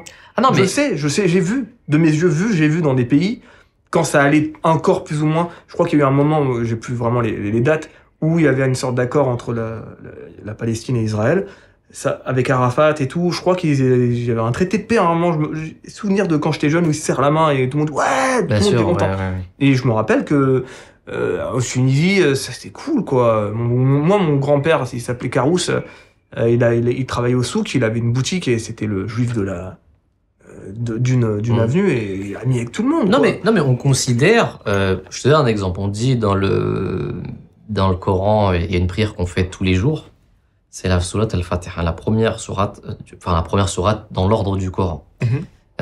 On la fait tous les jours. Dedans, il y a deux choses. On demande les faveurs divines, Ouais. je vais faire rapidement, hein. Et à la fin on dit ne pas être comme ghayril maghdubi walad dallin, c'est-à-dire ne pas être comme ceux qui ont encouru la colère divine et ceux qui se sont égarés. Et les mufassirines, c'est-à-dire les exégètes, ils disent que ceux qui auront encouru la colère divine, c'est les juifs, Mhm. et ceux qui sont égarés sont les chrétiens. D'accord. Donc ça, c'est une prière que tous les musulmans font tous les jours. Donc tous les jours, il se dit ça. Attention, Voilà. ces deux Alors, religions sont Mais un peu dans. encore une fois, c'est une question spirituelle. Regarde, Oui, bien sûr. Mais il faut être intelligent. oui, et puis ce qui s'est passé dans le monde, même avec les juifs, ce qui s'est passé après, Mhm. on peut croire qu'ils ont encouru la colère divine, donc il y a eu une punition matérielle. ok, Mais c'est pas je comprends. nous qui décidons, c'est Dieu qui va... Je comprends. Qui va Alors, faire les c'est une choses sorte pour moi. de melting pot de brouhaha général. La pensée collective qui fait que ça arrive. Je me suis demandé si le juif était pas un peu... bon, on va pas tomber dans la victimisation, hein, Mhm. loin de là, parce que je sais qu'ils réussissent très bien dans plein de domaines et qu'ils ont des Mhm. belles vies. Attends, on a une preuve? Qui réussissent dans plein de domaines. Ouais. Ouais, j'en ai encore une que j'ai fait hier avec mon IA, vraiment. Et ça m'a fait un truc bizarre. C'est vrai. Mais je te dis après, mais c'est pour rigoler, mais des fois j'aime bien me faire des trips comme ça. Mais je me suis demandé si c'était pas l'inverse, si c'était pas la colère divine de s'être égaré qui fait que le juif est pointé du doigt, mais plutôt parce que le juif a apporté justement le fait de croire en un seul Dieu. Le fait de devoir croire en une divinité, de vouloir suivre un dogme. Parce qu'il y avait d'autres religions avant, des Bien sûr. trucs où tu crois à mille dieux différents. Mhm. Est-ce que c'est pas le fait d'avoir ramené ça sur Terre de façon si puissante et si imposée presque, la Torah en gros, qui fait qu'on leur en veut un petit peu quand même? Non, je pense pas, parce que là, on parle de... Enfin, quand on fait référence à ça, ça, en fait, ça a été révélé pour un peuple. Nous, on dit de manière générale, qu'il y a eu 124 000 prophètes en tout qui sont venus. Dans le Coran, on n'en cite que 25, si j'ai pas de bêtises. Mais en tout, on dit qu'il y a eu 124 000 prophètes, il y a eu un prophète pour chaque peuple. Et tout à l'heure, c'est là où nous, la définition de Adam, alayhi salam, c'est qu'on dit que c'est pas le premier homme, c'est-à-dire que c'était la première personne, le premier prophète apporteur de messages. La première personne spirituelle. Donc déjà, lui, à son époque, avec les hommes qui étaient autour de lui, hommes et femmes qui étaient autour de lui, avait déjà cette explication-là de Dieu, un seul Dieu. Et donc après, au fil du temps, des années, les 124 000 prophètes, c'est un prophète pour chaque peuple qui a été déployé dans tout le monde entier. Mhm. Et chaque prophète a apporté ce message d'unicité avec une manière de prier peut-être un peu différente. Il y a eu forcément des messages un peu différents, mais le message clair et net pour tout le monde, c'était qu'il y avait qu'un seul Dieu. Et ce que j'allais dire, c'est que par exemple pour les Juifs, eux c'était aussi un peuple en particulier, mais on fixe dessus parce que c'est un peuple qui a été mentionné, qui est mentionné dans la Bible, qui est mentionné dans le Coran, donc on connaît cette histoire. Mais en vrai, c'est pas le premier à l'avoir eu, ça remonte déjà depuis l'époque D'accord. d'Adam. Ok. Par contre, il y a une chose à dire, c'est que pour le Coran, les Juifs étaient un peuple élu. Mhm. Mais élu, c'est pas positif forcément. Alors, élus dans le sens spirituel, encore une fois. D'accord. C'est-à-dire qu'ils ont eu... ils La étaient... possibilité de... Ils étaient... Dieu a envoyé beaucoup de prophètes aux Juifs parce que ils le méritaient, en fait. Ils avaient une... Ok. Il y avait une bonne... Yes. Mais c'est vrai. Et tous ces prophètes-là, on y croit, hein, évidemment. Mais là, t'es fier, tu remets le... Si, bien sûr. Et la seule distinction, c'est qu'à un moment, pour nous, les musulmans, il y a une continuité qui s'est pas faite. C'est-à-dire que lui, pour nous, en fait, si toi, tu devrais continuer dans la spiritualité, tu serais musulman aujourd'hui. C'est pour ça qu'on peut pas détester les juifs. C'est impossible. Ils se sont arrêtés à Élie, nous on est jusqu'à Mohammed sallallahu alayhi wa sallam. Ok. Mais pour un juif qui, pour nous, logiquement, doit continuer spirituellement à croire, bah, il croira en Élie, au prophète Jésus et à Mohammed sallallahu alayhi wa sallam. Voilà. Donc pour nous, c'est ça. Mais oui, il y a eu, spirituellement, ils ont été élus à un certain moment. Dieu leur a gratifié de beaucoup de prophètes, de beaucoup de secrets divins. Mais pour nous, maintenant, c'est plus le cas. C'est-à-dire que ceux qui ont été, et d'ailleurs, c'est le Coran qui le dit, il dit maintenant aux musulmans, c'est l'islam qui a été choisi comme étant le message, la religion, la meilleure religion. D'accord. C'est quoi que tu dis à chaque fois que tu dis Mohamed Sallallahu alayhi wa sallam. Mohammed sallallahu alayhi wa sallam. Sallallahu alayhi wa sallam, ça veut dire que la paix et les bénédictions d'Allah soient sur lui. Et pourquoi vous dites pas ça pour Jésus, sallallahu alayhi wa sallam? On dit alayhi salam. On dit alayhi salam, que la paix soit sur lui. On dit aussi pour le prophète sallallahu alayhi wa sallam, on dit aussi alayhi salam. Ah, ok. Ouais, que la paix soit sur lui. Très bien. Bon, là, c'est une question un peu piquante quand même, mais quand on dit que l'islam c'est une religion de paix, pourquoi, alors que c'est une religion de paix, il y a autant de conflits sur Terre entre les musulmans? Il y a plus de réel guide. Alors en réalité, ouais, ça c'est une réalité déjà. En fait, Il nous faudrait un pape? En fait, nous, en tant qu'Ahmadi, on a un calife. On est tous, oui, bien sûr. On écoute exactement ce qu'il dit pour nous. C'est le guide actuel que tous les musulmans sont censés avoir. Mais déjà, à l'époque du prophète sallallahu alayhi wa sallam, dès sa mort, il y a eu des divergences. Dès sa mort, il y a commencé à avoir des conflits. Abou Bakr, il a été nommé, comme je l'ai dit tout à l'heure, il y en a, ils n'étaient pas d'accord. Et après, il y en a qui n'ont plus voulu payer la zakat. Donc en fait, dès qu'il y a plus ce chef réel spirituel, les gens, j'allais pas dire que ne sont plus vraiment surveillés ou non plus peut-être J'entends parfaitement. cette chose-là, donc ça commence à créer des divergences et puis ils disent ah non moi une fois c'était comme ci, une fois c'était comme ça et forcément il y a plusieurs groupes qui vont se diviser et ça va créer des altercations. Et pourquoi revendiquer autant que c'est une religion de paix alors?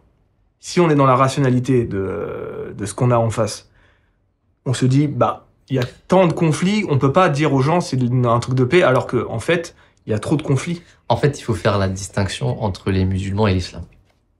Ok, il y a autant de musulmans que d'islam, je crois. Ou l'inverse. L'islam, c'est la religion, ouais. c'est le message en soi. C'est un message de paix, d'amour. On le dit souvent, je sais qu'on est moqué par des personnes. Oui. C'est évident. Mais si on va dans les textes, c'est une religion de paix, d'amour et de compassion. Le problème, c'est les musulmans. Ça, c'est pas la même chose. D'accord. Quand il y a une dimension politique qui rentre en jeu, quand il y a de l'ego, quand tout ça, ça fait que les gens commencent à interpréter les textes pour pouvoir les instrumentaliser. Ouais. Ils les instrumentalisent. Je te donne un exemple très simple. Il y a des gens qui nous disent, dans le Coran, il y a un verset qui dit « Tuez-les partout où vous les trouvez ». J'allais y venir. Ok? Tu allais le dire? J'allais y venir parce que ça, c'est dans le Coran. Ouais. Mais il y a deux livres qui sont, selon moi, un peu problématiques. Sahih Bukhari et Sahih Muslim. Ok. Et je sais pas si vous suivez ces livres. Oui, on y croit. Alors, voilà. Et dedans, il y a des textes qui sont un peu chocs. Bien sûr. Qui sont un peu le juif sera caché derrière la pierre, ou c'est l'arbre qui te dira tue-le avec un couteau derrière. Ouais. C'est des trucs, je vois la dimension spirituelle au Moyen-Âge, bien sûr, soyons clairs, et qu'aujourd'hui, c'est encore prêché. Ouais. Ouais, bien sûr, c'est vrai. C'est vrai. Et c'est là où j'allais dire, c'est-à-dire que tu prends le verset du Coran qui dit « Tuez-les partout où vous les trouvez ». Tu prends le verset juste d'avant, où Dieu il dit « Quand on vous combat, combattez ceux qui sont en train de vous combattre ». C'est-à-dire que d'emblée, la condition, c'est... Là, on est en train de parler de... Dans la guerre. Dans la guerre, c'est-à-dire que c'est défensif. C'est-à-dire que vous êtes attaqué, vous vous défendez, et à ce moment-là, si vous trouvez des gens, bah tuez-les, mais c'est normal. Je veux dire, la Bien guerre, sûr. c'est fait comme Mais ça. Bien sûr, mais les gens ils sortent du contexte. Oui, Exactement. c'est qui leur Voilà. intéresse Ils pour prennent changer. voilà. Et du coup, le exactement truc du juif caché derrière le caillou, c'est... ça. Alors ça, c'est les hadiths, c'est pas du tout la même chose. Déjà, il faut rester... Nous, on a une règle qui est simple. Tout hadith qui va à l'encontre du Coran est à rejeter. Parce D'accord. que la source première, c'est le Coran. Donc, si un hadith, parole du prophète sallam, il faut savoir que les hadiths, c'est quoi? C'est les paroles du prophète sallam qui ont été compilées 300 ans après sa mort. Donc, déjà, c'est pas du tout fiable à 100%. Mhm. Mais il y a des choses véridiques, hein, quand même des choses véridiques. Si ça va à l'encontre du Coran, c'est soit rejeté, soit interprété selon ce que le Coran dit. D'accord. Ok. Donc voilà, entre autres. Donc s'il y a des choses, par exemple là je te donnais tous les exemples. Je te prends l'exemple de la guerre, des Juifs. On peut parler d'une Juive. La guerre, quand en temps de guerre, Dieu nous dit dans les versets du djihad en plus. Hein, les premiers versets qui ont été révélés du djihad, Dieu nous dit quand vous ferez le djihad, si ça arrive, hein, si on est persécuté à cause du fait qu'on appelle à Allah, etc. Dieu dit il faut défendre les synagogues. Il faut défendre les églises, les temples, partout où est mentionné le nom de Dieu. D'accord. Donc je veux dire, c'est totalement contradictoire. C'est pas possible Oui, qu'on aille bien sûr, tuer bien des sûr. juifs parce que... donc Ça serait de manière... voilà. Non, mais ça serait dans l'histoire qu'il y a eu entre les juifs et les musulmans. Déjà, voilà, Ça serait- exactement, bien sûr. Il n'y a pas eu de problème. Et t'as dit plein de choses, même tout à l'heure, quand tu disais à Médine, comme quoi qu'il y avait une façon de vivre ensemble qui était bien, mais même dans le Coran, il y a beaucoup de choses qui nous font rappeler que le fait du vivre ensemble, etc. Mais il y a aussi le fait qu'on reconnaisse les prophètes juifs, etc. Et t'avais l'histoire avec le prophète sallallahu alayhi wa sallam où t'avais un musulman qui parlait avec un juif et sur la supériorité du prophète. Mhm. Et après, ils se sont rapprochés le musulman, en gros, avait un peu offusqué le juif, et le juif était parti se plaindre au prophète. Et le prophète a fait en sorte sa réponse a été en sorte de dire, de ne pas offusquer, en fait, le juif, de ne pas avoir le ton supérieur et de ne pas dire quelque chose qui pourrait, justement, blesser cette personne-là. D'accord. Donc, il y a tout ce truc-là de... Ouais, je veux dire, toutes ces choses. Le fait que le prophète sallam a vécu avec des juifs. Ouais. Je veux dire, si ces hadiths c'était mais comment on les interprète? C'est pas possible. Bon, j'ai une autre question alors. Si vous aviez été élevé dans une famille juive ou chrétien, est-ce que vous pensez que vous seriez arrivé à l'islam dans tous les cas? Honnêtement. Moi, je- Ou est-ce qu'il n'y a pas vraiment une grosse dimension, t'es né là, donc tu vas t'investir là-dedans, c'est ta culture? Alors, je pense que ça, c'est une question existentielle, hein, on peut pas savoir, mais si j'avais la mentalité que j'ai aujourd'hui, je pense que j'aurais été toujours dans une recherche perpétuée. Ça, c'est certain. D'accord. Je le suis d'ailleurs toujours aujourd'hui. C'est pas parce que je suis musulman que j'arrête d'étudier, j'arrête de comprendre, etc. Au contraire. Ok. En ce moment, je suis beaucoup dans la naturopathie, je suis beaucoup dans ce genre de choses, mais on n'arrête jamais. Même dans la religion. Même dans la religion, il y a des choses qu'on apprend. Nous, la distinction qu'on a avec les autres musulmans, ça on ne l'a pas dit, c'est important, c'est que nous, on considère que toutes les religions ont un fond de vérité. C'est-à-dire, Bouddha, pour nous, c'est un prophète. Oui, apparemment, ouais. Mais les musulmans, ils y croient pas. Krishna. Krishna, ça pouvait être un prophète aussi. Attends, mais Bouddha, c'est reconnu comme un prophète dans l'islam, non? Non? Ah, non, il y a beaucoup. Non, Enfin, il y en a qui commencent à le dire, il y a J'ai certaines entendu vidéos ça qui souvent, sortent, moi. Ah ouais? ça commence Ouais, j'ai à entendu arriver, ça mais il y en a souvent. beaucoup. Il a même beaucoup été qui disent nommé sur des trucs qu'il a dit. Je crois que Bouddha a dit qu'il y aurait une dernière religion. Voilà. C'est lui qui a annoncé qu'il y aurait l'islam et que ce serait la dernière religion. Donc nous, on croit que ça pouvait être un prophète, on croit que Krishna pouvait être un prophète, on croit que Socrate Ok. aurait pu être un prophète, parce que dans ses textes, on le voit, hein, il suffit de dire l'apologie de Socrate, je sais pas si tu connais un peu, mais Pas des masses, non. ouais, l'apologie de Socrate où il parle du fait qu'il avait un oral qui lui parlait, un ange qui lui révélait des choses, qu'il croyait en un Dieu unique, etc. Il était menacé il était persécuté parce que les gens pensaient qu'il éduquait les jeunes d'une mauvaise manière, etc. Donc tout ce qu'on pouvait dire à propos des prophètes. Donc nous, on considère que même lui, il était prophète. Donc moi, ça m'intéresse grave de lire les textes de Socrate, tu vois. D'accord. Il y a une vérité dans toutes les religions, pour Bien nous. sûr. Après, nous, on dit que avec le temps, ça a été falsifié, ça a été changé, l'humain est venu, l'humain a ramené son grain de sel Sa nature. dedans. Voilà. Ça, nature. Et c'est ça qui C'est a... péché capitaux. Ouais. Et pour revenir justement à ta question, si on avait la même mentalité, c'est aussi que, en fait, la spiritualité, il n'y a pas de limite dans la spiritualité. Et plus tu avances, plus tu as des connaissances sur un sujet, plus tu commences à te sentir bien peut-être dans une religion. Si à un moment donné, cette religion ne t'apporte plus certaines réponses ou toi, tu as envie d'encore d'évoluer, bah, tu peux arriver peut-être à un plafond de verre. Ouais. Où tu te dis, bah, peut-être j'ai peut-être atteint le summum, ou peut-être il y a quelque chose, et il faut briser cette chose-là, donc tu vas commencer à chercher ailleurs.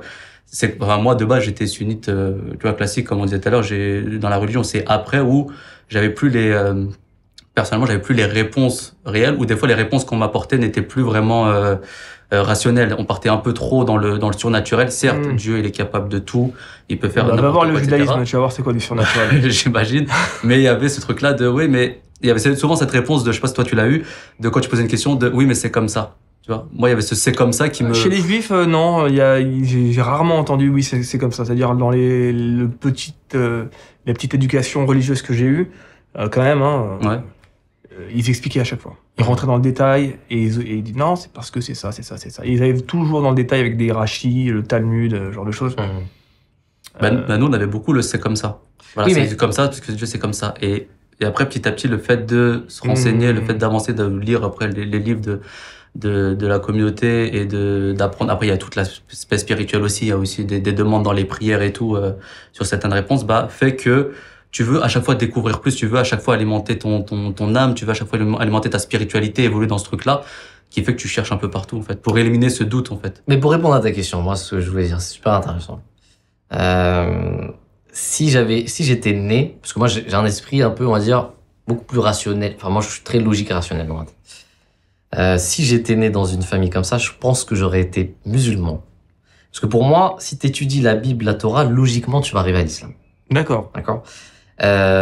Mais j'aurais peut-être pas été Ahmadi. Peut-être. Ah ouais? J'aurais été un musulman. C'est-à-dire, pour moi, c'est la suite logique. Et peut-être que je me serais suffi à ça. Peut-être. D'accord. Voilà. Ah, c'est intéressant. Mais pour nous, enfin, moi, ce que je pense, c'est que toute personne qui étudie vraiment les textes, automatiquement, elle devrait arriver à l'islam. Et qui plus est, l'Ahmadiyya, etc. Bien, parlons des musulmans un peu. Non, des musulmans tout court. Classique. Vu qu'on est sur le sujet. Mhm. Pourquoi, à votre avis, il y a autant de musulmans qui dénoncent la décadence de l'Occident, tu vois, qui dénoncent la décadence de l'Occident, qui crachent un peu sur l'Occident, Ouais. mais qui se plaisent à y vivre, qui adorent le pays finalement. Pourquoi il y a autant sentiment pour nous, qui ne sommes pas musulmans, d'entendre que les musulmans n'aiment pas la France, mais qu'ils aiment bien y vivre? Ouais. Pourquoi il me semble que c'est une de vos règles dans la vie, de devoir vivre dans un pays musulman? Non, c'est pas vrai. c'est pas Non, vrai. de devoir faire la Mecque. Ça, c'est- Oui, d'aller Ah, tu d'aller parles faire de le la pèlerinage. hijra, Ouais. de Non, migrer ça dans c'est un pays les musulman. 5 piliers, c'est ça? Le pèlerinage. Les 5 piliers d'islam. Non, mais voilà, en fait, ma question c'est ça. Pourquoi il y a autant de gens qui dénoncent la décadence de l'Occident c'est et qui aiment y vivre? Alors, Est-ce que c'est quoi? C'est parce que le système il est cool? Alors. C'est pourquoi? Parce que c'est Alors. vrai que c'est Mhm. globalement, mhm. c'est Alors. incompatible. Ouais. Globalement. Oui, bien sûr. Si on prend vraiment l'extrême et l'extrême, c'est pas compatible. Des femmes nues, des Mhm. homosexuels, la décadence pure, l'alcool, la drogue à tous les coins de rue, des femmes dénudées dès qu'il fait beau, c'est la France, c'est l'Occident, c'est ça. Mhm. Et à côté, des femmes pudiques, très voilées, des hommes en djellaba, c'est pas vraiment compatible. Bien sûr. On est clair. Alors, moi, c'est je suis tout à fait d'accord avec toi. C'est très contradictoire et c'est même hypocrite. ça. Ok. Ok, moi, je suis le premier à le dire. Ok. D'ailleurs, je me fais tabasser à cause de ça. Hein, je suis l'un des premiers à le dire. Mais le problème, c'est que, en fait, encore une fois, on revient toujours au texte. Déjà, il y a une question, je pense, économique dans l'histoire. Ok. C'est-à-dire que, d'un point de vue musulman, en fait, encore une fois, si tu enlèves la religion, tu prends un Malien qui vient du Mali en France, il vient pour gagner sa vie. Mhm. Parce qu'il est dans la misère, en fait. Quand il vient ici, il n'a pas la même culture. Que ce qu'il soit religieux ou pas, il va pas avoir la même culture. Donc, quand il va avoir une différence de culture, il va dire, ah non, ça, moi, j'y touche pas. D'accord. Hein, parce que j'ai pas grandi comme ça. Donc, déjà, il y a cet aspect-là. Je pense qu'il y a une question économique. Après, le problème, c'est que quand il y a une confusion entre les textes, c'est-à-dire pour les musulmans en général, on est dans une terre de mécréants. D'accord. Et c'est pas faux. Mais pour moi, un mécréant et pour un musulman qui a une interprétation du mécréant, c'est deux choses différentes. Un mécréant, c'est quoi? C'est quelqu'un qui a mécru. C'est quelqu'un qui mécroit. C'est quelqu'un qui Oui, dit mais je le ne mot est crois pas, agressif. tu vois. Voilà, c'est ça le problème. Créant, c'est agressif quand C'est même. que pour certaines personnes, pour des textes, il y a le mécréant, faut pas y vivre. Alors que c'est totalement contraire. Le prophète sallam, il a fait immigrer des gens quand il était persécuté à Médine, il les a envoyés en Éthiopie, qui est Oui. aujourd'hui l'Éthiopie actuelle. Le roi, qui était Négus, était chrétien. Négus d'Abyssinie, était chrétien. Et le prophète sallam a dit, là-bas vous allez avoir de la justice parce que le roi est un roi juste. Donc c'était une terre de mécréants aussi. Et pourtant les musulmans ont vécu là-bas. Et pourquoi vous dites mécréants pour des juifs et des chrétiens si c'est quand même des croyants? Mécréants dans le sens où ils n'ont pas cru au message du prophète sallam. D'accord. Ok. Mais des musulmans ont vécu là-bas, donc c'est totalement contradictoire, encore une fois. Donc il y a cette confusion-là entre eux, et encore une fois, moi je reviens toujours sur les savants, parce que les savants jouent sur ces choses. C'est eux qui éduquent le peuple, en disant, voilà, regardez, eux ils font pas ci, ils font pas ça. Non, au contraire, pour nous, ok. Après, quelque part, moi je suis d'accord quand on dit que l'Occident est en décadence, mais je parle pas de la décadence spirituelle, bien que pour moi elle soit décadente spirituellement aussi. Je pense plutôt qu'elle est décadente de manière matérielle. D'ailleurs, les gens là, je veux dire, c'est avoué. Je le regarde en tant que Français. Pour moi, mon peuple est en train d'être décadent. Oui, bien sûr. On n'est plus une puissance mondiale. En termes de démographie, c'est en chute libre. Le taux de natalité est en chute libre. À partir de ce constat-là, ça commence à devenir compliqué. C'est-à-dire que je considère que les Français vont disparaître si on continue comme ça. D'accord. Tu vois, c'est de cette manière-là que je le vois. Le musulman, pour lui, il y a une question d'identité. C'est-à-dire que, quand je dis le musulman, moi je suis musulman. Ah oui, c'est ça. Pas pour tout le monde. Mais pour le musulman lambda, il n'est pas français. Alors maintenant, ça a changé. Il y a beaucoup de musulmans qui, au contraire, se considèrent musulmans et français et qui veulent faire partie de la nation et s'identifient en tant que français. Mais quelque part, ouais, ils ont pas ils veulent pas admettre que c'est la France est pour moi, c'est un pays musulman, la France. D'accord. En réalité, si tu regardes bien les choses, et c'est Ça va, Louis Codan, non, parce de Bourgogne, là, derrière. C'est-à-dire que dans ces... Norman Tonnelier, il va recevoir pour ses 30 ans une chevalière avec l'écusson de sa famille, duc de Bourgogne. Comment ça dire des trucs comme ça? Non, mais ce que je veux dire, c'est que mécréant dans le sens où elle a pas cru au prophète sallallahu alayhi wa sallam, c'est une évidence. Tu sais que je vais mettre ta phrase en intro. Pour moi, la France est un pays musulman. Mais tu peux. Mais dans les valeurs, la France est un pays musulman. Dans les valeurs, c'est l'honnêteté, la charité. Ouais, voilà. Tu vois, ça, c'est des valeurs islamiques. Charité chrétienne, s'il te plaît, Bertie. Alors, pour moi, c'est plus la charité musulmane. Mais oui, ça peut être les deux, Ouais, évidemment. ouais, C'est le même message. Hein, On derrière. s'amuse. C'est la charité, tout ça, c'est la même source, c'est Dieu, hein, c'est évident. Mais oui, pour moi, il y a quand même beaucoup de valeurs islamiques. Bien que il y ait une certaine partie de décadence, ça c'est évident. Mais on le voit. Et c'est dans tous les pays. Mais on le voit, la décadence française. Bien sûr. Il y a plus pour moi de décadence dans certains pays musulmans que dans les pays occidentaux. Il y a beaucoup plus de décadence. Si demain la France devient, comme tu le fantasmes, un pays musulman et qu'on applique la charia en France, est-ce que trop cool, ou alors est-ce que tu te barres? Mais regarde, la charia c'est quoi? Je sais, mais le mot est agressif. Oui, alors la charia, on l'a dit tout à l'heure, la charte de Médine, c'est la charia. Ok. Le prophète juge les gens selon leur religion. Oui, mais là, ma question c'est si demain Ouais. il y a la charia qui est appliquée en France, par exemple, Ouais. est-ce que tu vas trouver ça dans le processus normal de votre religion finalement, qui est une religion qui s'étend? L'islam, c'est une religion qui s'étend. Alors que tu vois, par exemple, le judaïsme, c'est une religion qui se referme. D'accord. Elle veut pas de nouveaux participants, nouveaux combattants, tu vois. C'est une religion qui, si tu veux te convertir, tu vas en chier, mon gars. Tu vas en chier, tu vas vraiment en chier, quoi. C'est 5 ans pour une femme, 3 ans pour un homme. Tu dois être plus juif qu'un Même juif. c'est une question de sang aussi, je crois que c'est biologique. Oui, mais aussi. c'est-à-dire quand tu veux devenir juif, c'est un peu compliqué. Ouais. c'est un concours, Yénarque, hein. Polytechnicien en culotte courte.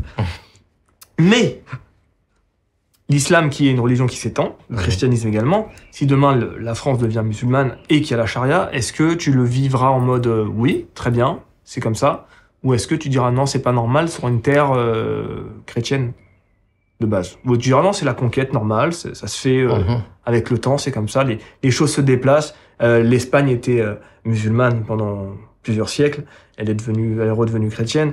Voilà. Alors Comment moi, tu je veux vais me baser encore une fois sur le Coran. Ok. Le Coran, il met l'accent sur le principe de justice. C'est pas une question de religion. Qu'il y ait la charia ou pas, tant qu'il y a un principe de justice qui est respecté, moi ça me va. S'il n'y a pas de justice, que tu sois musulman ou charia, je dis non. Mm.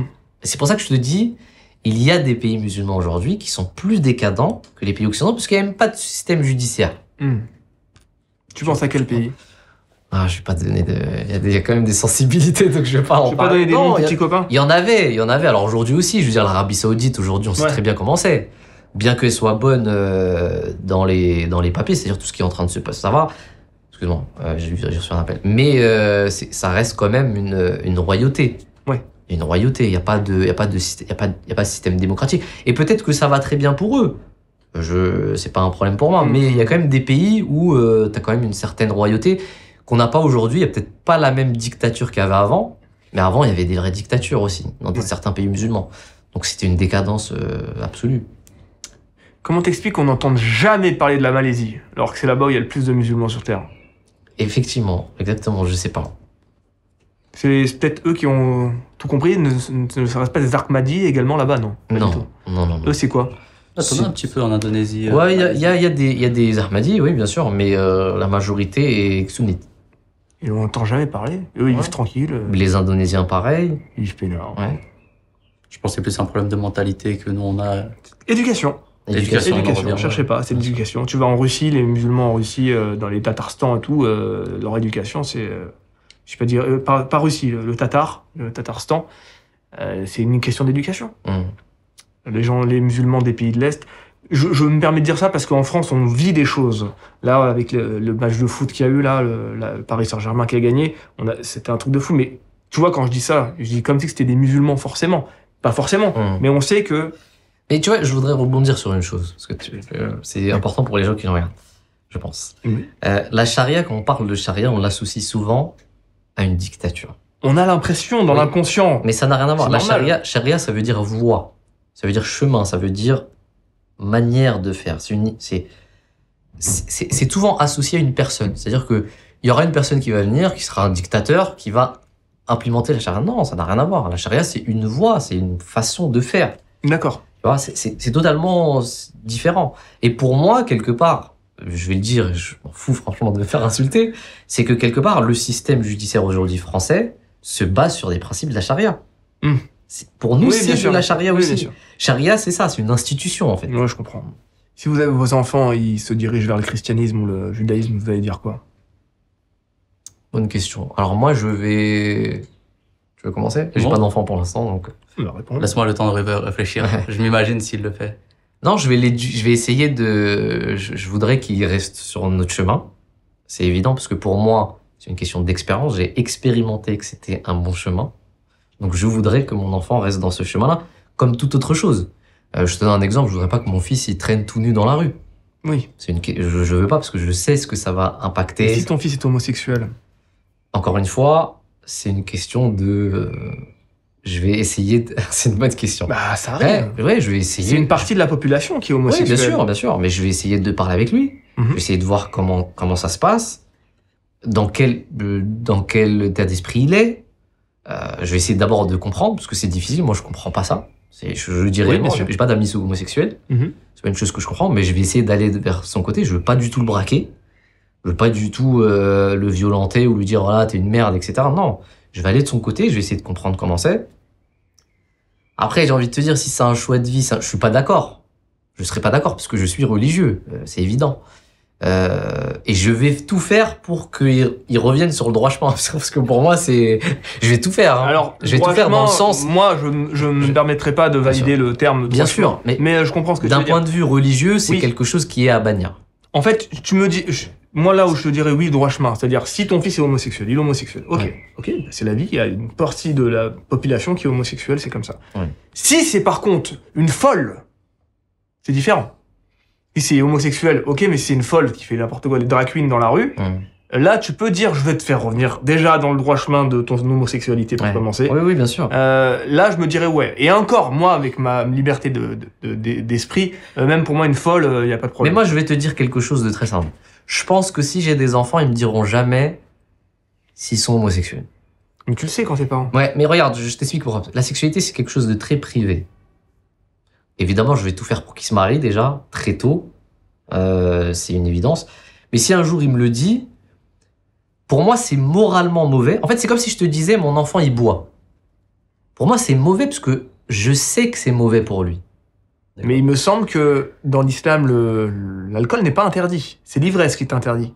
Ah non, l'alcool est interdit. Ok. Ouais. Alors, il y a des choses qui se contradisent même dans certains... Non, J'ai maintenant- un pote musulman avec la barbe pas taillée comme toi. Yagaline, hein, Yagalin, il se reconnaîtra. Lui, je crois qu'il m'a dit que c'était pas interdit de boire, mais qu'il fallait pas que ton esprit soit tourmenté. Alors non, c'est pas ça pour nous. À moins que, excuse-moi si je me trompe, Yagaline. hein, En fait, peut-être que toutes c'est pas ces toi. questions, toutes ces nouvelles, en fait, c'est très récent que ces petites choses commencent à venir. Ok. D'ailleurs, tout à l'heure, tu parlais de terrorisme, je voulais le dire, ça. Moi, je parle de terrorisme, du fait que les gens Le considèrent... Hamas. Hein? J'ai parlé de terrorisme à Hamas. Hein. Non, t'avais aussi parlé du fait que, pourquoi est-ce qu'on considère, pourquoi est-ce que les musulmans, je sais plus c'était quoi la question, les Tous musulmans... quand un terroriste faisait quelque chose. C'est on pas moi qui en ai considérait que parlé, les c'est toi qui en musulmans, as parlé. D'accord, Tout seul. ok, Et peut-être. tu verras. Mais dans tous les cas, ce que je voulais dire, c'est que cette histoire même de terrorisme, c'est très récent. Avant Oui. les années 1950, les musulmans, c'était pas des terroristes, ça n'existait pas. C'était un... C'est vrai, c'est vrai. Comment ça se fait qu'aujourd'hui, d'un coup, on considère que y a un islam radical, etc. Politique. Donc pendant un long moment, les musulmans, ils avaient quasiment on va dire une idée commune de la religion. Ouais. C'est juste que maintenant, il y a quand même des distinctions. Bon, il y a eu quand même des distinctions dans l'histoire, hein, évidemment, mais les principes étaient quasiment les mêmes. Donc aujourd'hui, il y a beaucoup d'histoires. Là, tu parles d'alcool. C'est vrai, j'ai entendu récemment que maintenant, les gens ils commencent à dire que l'alcool, c'est autorisé. Non, c'est pas autorisé. C'est interdit selon le Coran. C'est clair et net. Ok. C'est interdit. Par contre, et d'ailleurs le Coran le dit, pourquoi c'est interdit? Pourquoi? Parce qu'il y a beaucoup plus d'inconvénients que d'avantages. C'est-à-dire que le Coran admet qu'il y a des avantages dans l'alcool, Bien sûr. mais c'est interdit, sa consommation est interdite parce que l'homme ne peut pas se contrôler en fait. C'est Mhm. aussi simple que ça. Donc c'est interdit. Toute chose qui fait que tu vas aller petit à petit vers une chose, il faut pas y aller. Ouais, bien sûr. Donc, mais l'alcool en tant que dans les médicaments, tout ça, c'est une chose totalement autorisée. On le fait évidemment. Le vinaigre d'alcool, L'homéopathie, tu tout peux ça. l'utiliser, toutes ces choses-là, tu peux. D'accord. Bah, Ouais. le boire. Bah si c'est Alors, si tu utilisé. mets là, il n'y a pas de problème quand même. Oui, voilà. non, mais je veux bien dire, sûr. si tu mets du vinaigre d'alcool dans une salade et tout, Ah, t'as pas ok. ce truc-là, c'est pas. Ah, d'accord, ok. très Quoique, bien. ouais, même des musulmans disent que ça c'est interdit, mais dans l'homéopathie par exemple, l'homéopathie c'est de la médecine où t'as de l'alcool, Ouais. totalement autorisé. Après, je crois que le pays qui boit le plus sur Terre, c'est la Tunisie. Je crois. Hein. Il y a un délire comme Je ça. sais pas du tout. Si, il y a un délire. Ouais, c'est possible. Ouais, il y a un délire comme C'est ça. possible. Là-bas, il y a le plus de buveurs. Ouais. Mais pour revenir à ce qu'on disait sur les homosexuels, Ah, c'est là que j'aurais revenir. moi-même, je suis un grand homosexuel. D'accord. Mais de la même manière que je dirais à mon enfant, je veux pas qu'il fume. Je repense à tes trucs où des fois t'es tout nu dans dans tes vidéos, je me dis. D'accord. Ah, je savais pas. Mais tu vas le savoir. Je vais essayer de ne pas l'apprendre. Mais tout comme mon enfant, j'aimerais pas qu'il fume. Oui. Je n'aimerais pas qu'il boit. C'est des valeurs que j'inculque en lui. Si demain il me dit je suis homosexuel, je vais tout faire parce que c'est pas mes valeurs. Oui, mais tu peux comprendre. Je peux que comprendre, je vais pas le braquer, C'est je vais chimique, pas là. Hein Là, c'est chimique. Oui, oui, bien sûr. Donc, en fait, il n'y a rien à faire contre la chimie. Hmm. Il faut le castrer. Alors non, quand tu dis chimique, c'est-à-dire, j'ai pas compris. Non, en fait, je veux parles dire, de c'est... l'homosexualité en Non, mais elle-même. quand je veux dire c'est chimique, c'est dans ton ADN, en fait. Ton ADN, tu peux pas modifier ton ADN. Si t'es homosexuel, t'es homosexuel. Tu crois? Ah oui. Moi, j'y crois pas. Ah, j'en suis certain. Ah, moi, j'y crois pas. Je suis certain que tu nais homosexuel. Moi, je pense tout le contraire. Je pense pas que ce soit vrai. Je pense que il y a un aspect psychologique très très fort. Alors, il y a des gens qui deviennent homosexuels psychologiquement. Moi, je pense qu'on devient tous homosexuels. Bon, c'est mon avis, hein. C'est mon avis. Voilà, on est où, là Ah ouais Ouais, c'est mon avis. Je pense qu'on ne naît pas homosexuel. Je pense qu'on le devient. Quand À quel âge Alors, on peut le devenir très tôt. Ça peut être même à 1 an, 2 ans, 3 ans. Même quand t'es pas conscient. Même quand tu as mais tu le deviens. Il y a un aspect psychologique. Alors, je vois pourquoi tu veux dire ça. Parce que je veux dire que quand tu nais sur Terre, tu n'as pas de péché, tu n'as rien. Et tu considères que l'homosexualité, c'est un péché. Et que tu peux devenir Non, quelqu'un je qui pense fait des que- péchés dès tes 1 an, tu n'es plus innocent En absolu. fait, je pense que c'est une question de. C'est pas une question de. Ouais, il y a déjà cette notion-là, mais il y a une question purement psychologique. C'est-à-dire que tant que tu sors pas du ventre de ta mère, Mhm. en fait, dès l'instant où tu sors du ventre de ta mère, le conditionnement commence dès le début. C'est-à-dire les voix que tu entends, qui va te parler, comment tu vas parler. Tu as des parents, tu n'as pas de parents, qui t'a pris dans les mains, tu vois. Dès ce moment-là, il y a un conditionnement. La psychologie ton esprit commence à être conditionné d'une certaine manière. Je pense que moi, ça commence là, la vraie histoire. Peu importe ce que c'est, hein, que ce soit l'homosexualité ou autre chose. La sexualité, déjà. J'ai beaucoup lu Freud, d'ailleurs, qui était juif, que j'admire beaucoup. Il y a un film qui est sorti avec Anthony Hopkins. Ouais. Ok, que j'admire beaucoup. Hein. J'ai beaucoup aimé. Bon, je suis pas d'accord avec tout ce qu'il dit, mais il y a beaucoup de choses dans lesquelles je suis d'accord avec lui. Et notamment les questions de sexualité, où il y a des choses... Pour moi, ça a du sens. Ouais. Ok. Bon, est-ce qu'il y a un passage du Coran qui te touche particulièrement, plus qu'un autre? Une sourate ou quelque chose qui t'a aidé à un moment dans ta vie vraiment, quelque chose, voilà.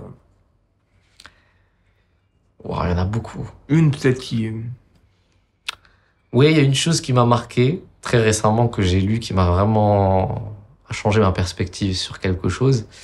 C'est quand Dieu il dit dans le Coran que toute chose sur terre est fanie. C'est-à-dire fanie, c'est qu'elle va être détruite. Dans tous les cas, c'est éphémère. Ça sera plus là. Ça sera anéanti. En fait, moi, j'ai dans mon... Je vais faire le temps l'emportera. Toi, t'aimes bien, ouais, effectivement, le temps l'emportera. Tout disparaît, c'est un fou, lui. Mais pourquoi ça m'a marqué? C'est parce que dans l'esprit humain, en fait, on fait des choses dans la vie. Moi, j'en fais partie aussi. On est toujours motivé. Les Grecs disaient, la mort, pour eux, c'était pas physique. La mort, c'était l'oubli. Les gens ont pas peur de la mort en tant que mort physique. C'est resté ça, hein. Ouais, c'est resté aujourd'hui aussi. Les stars et tout, c'est ce qu'ils vivent. Hein, ouais, effectivement. Donc les Grecs, pour eux, c'est à partir du moment où t'es dans pour eux, la peur de la mort, c'est la peur de l'oubli. Ouais. Et j'ai l'impression qu'aujourd'hui aussi, comme tu viens de le dire, c'est effectivement le cas. On a souvent tendance, on fait des choses, nos actes sont souvent régis par le fait de laisser une trace. Ok, on est anxieux de cette chose. Et en fait, ce verset il m'a fait comprendre une chose, c'est que même si on laisse une trace, ça va peut-être avoir du sens pendant 100, 200, 300 ans, des centenaires, mais un jour ou l'autre, tout le monde va mourir. Tout sera détruit. Même les gens qui se rappellent de toi, oui, bien sûr, pendant des années vont périr. Mais il y a la culture mexicaine qui est pas mal sur ça. C'est que tant que dans ta famille on se souvient de toi et que El Dia de los Muertos, là, tu connais le jour de... Ouais, la fête des morts.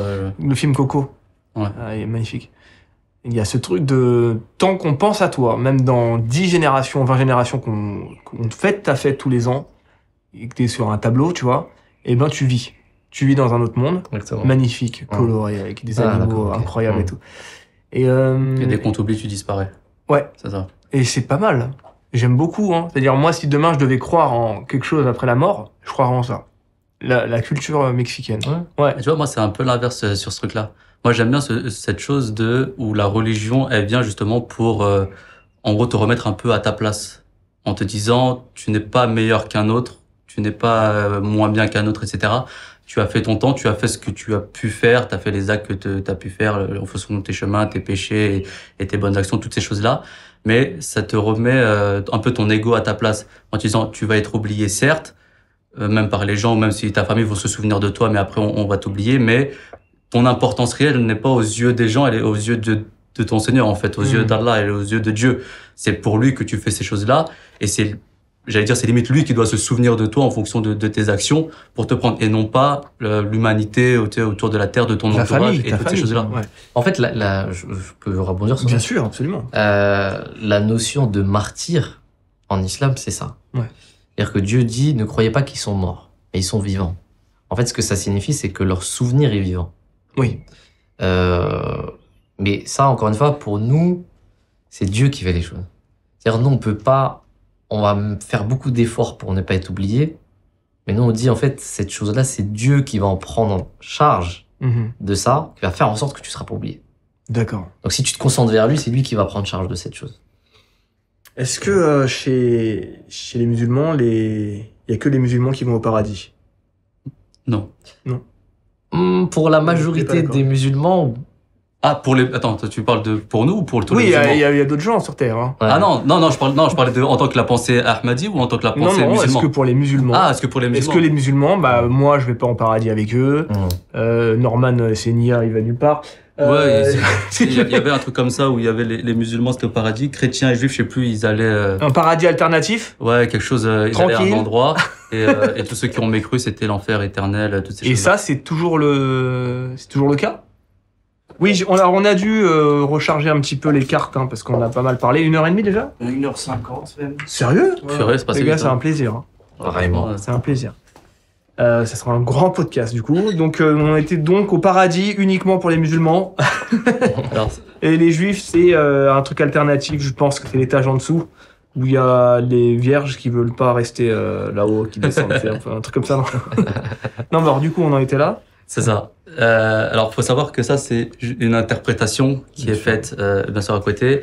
Enfin, nous, en tant qu'Ahmadi, en se basant sur le Coran, déjà, le paradis, il y a que Dieu qui peut te permettre d'y aller et c'est en fonction de tes intentions. Tu peux pas forcément dire que quelqu'un que forcément il est musulman, un titre de dire que je suis musulman et que je fais des actions mais pas avec la bonne intention ou je fais des mauvaises choses, tu peux pas dire que lui il peut aller au paradis contrairement à un juif, un chrétien ou un non-croyant qui lui a passé toute sa vie, je sais pas, avec une bonne intention et Oui, essayer oui. d'aider autour de lui.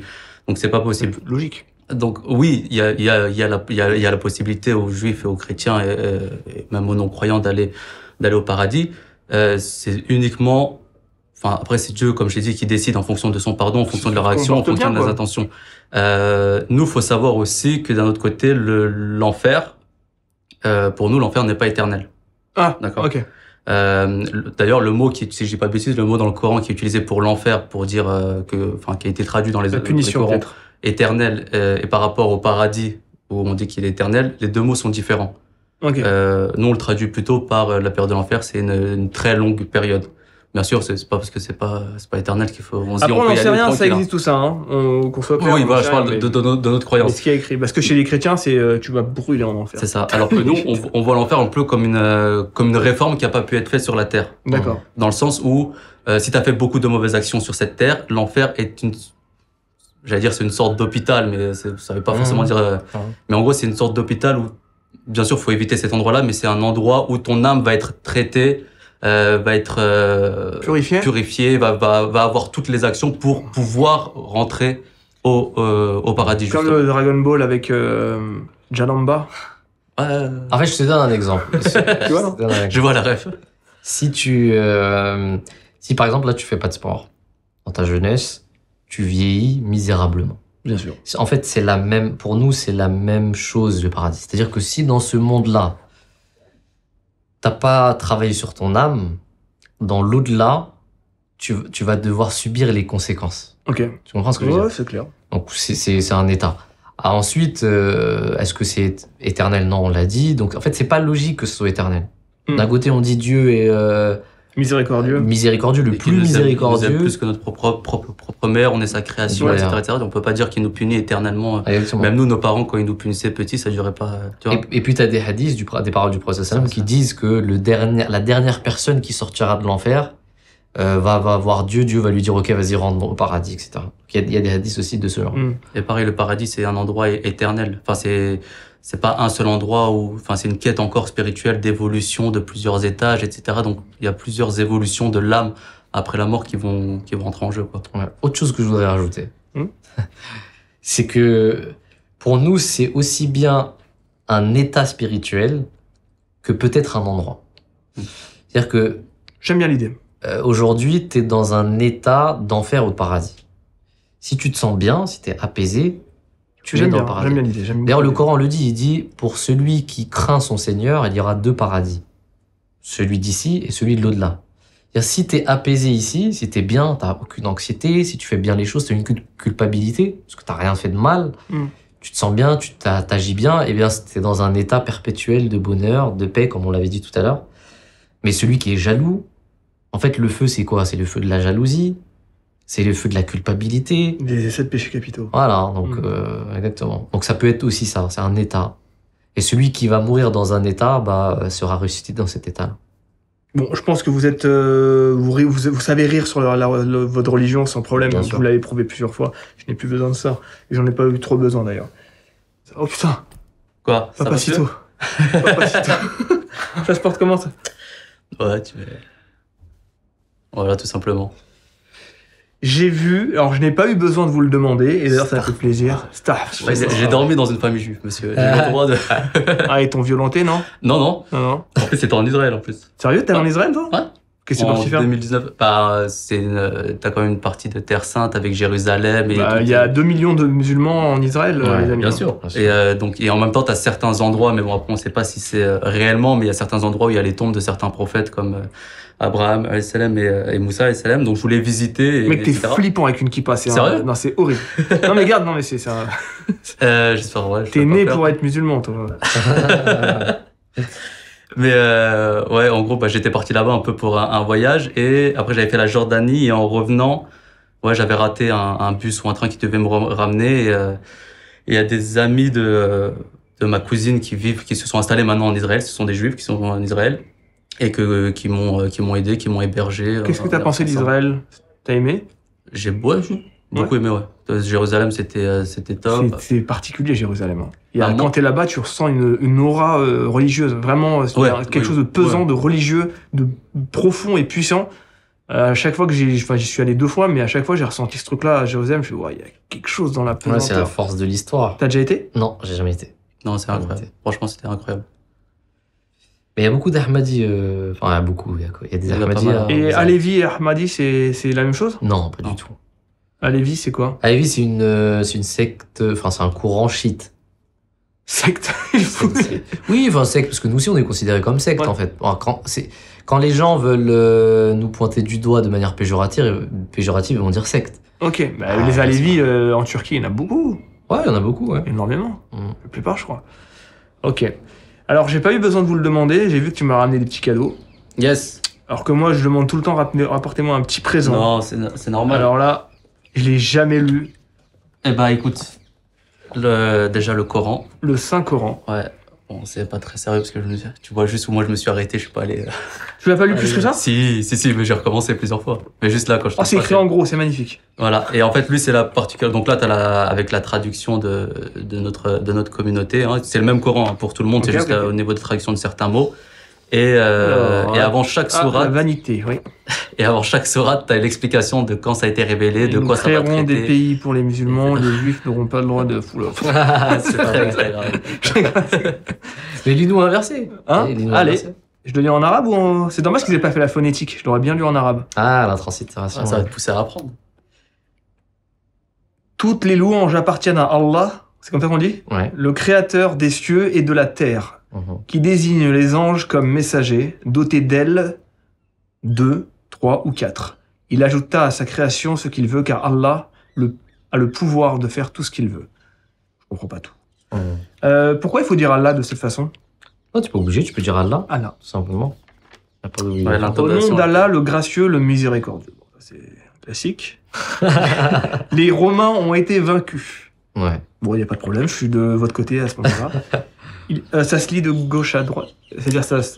Non, celui-là, tu Ah, le dis ok. normalement. C'est pour ça que je faisais comme la Torah. Du coup, comme ça alors. Ils dirent: assurément, si le loup le dévore, tandis que nous sommes un groupe fort, nous serons alors des perdants. Ça, c'est on parle de l'anecdote de Joseph. Ah, Youssef. Ouais, c'est ça. Yosef. Et nous avons divisé le Coran en parties afin que tu puisses le lire à l'humanité à intervalles. Et nous l'avons fait descendre graduellement. Ça veut dire quoi ça? Ils l'ont fait descendre graduellement. Le prophète sallam a vécu 25 ans, si j'ai pas de bêtises, après 23 après qu'il ait été prophète. En fait, il a reçu la révélation par étapes. Il n'a pas reçu le Coran tout d'un coup, dans la Ouais. révélation. À chaque étape de sa vie, à chaque Il l'a reçu pendant 23 ans. épreuve, chaque guerre, il y a eu Ok. une révélation. À chaque question, il y a eu des révélations. Et cette révélation a duré 23 ans. Très bien. Et c'est après sa mort que ça a été compilé. Est-ce que c'est un problème si je le mets dans la vitrine ou c'est un endroit où il faut que je le mette à part, Non, tu peux le mettre, bien sûr. à côté Alors. d'une tranche de jambon? Non, pas du tout.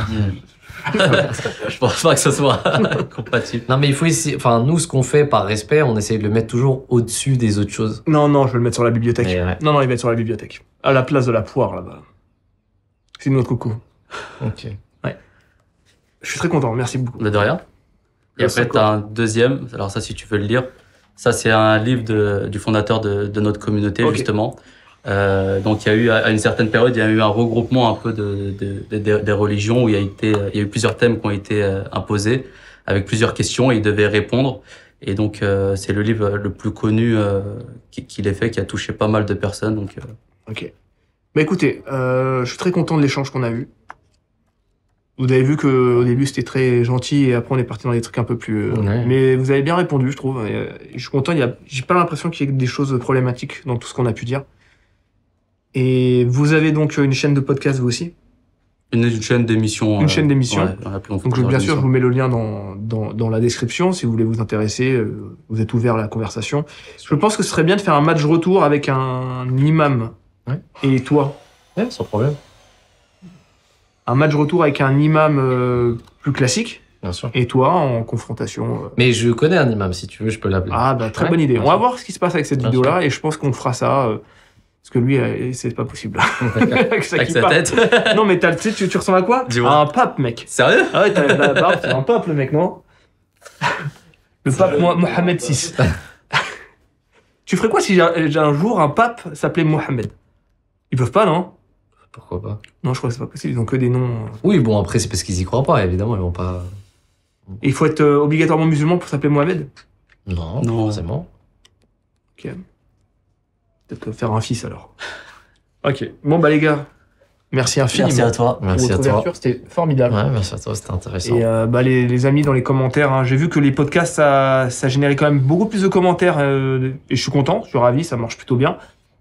N'hésitez pas à nous dire ce que vous en avez pensé et allez checker leur travail également. Et voilà, tout simplement. Merci à toi. beaucoup. Merci pour l'invitation. Ouais, merci. Avec plaisir.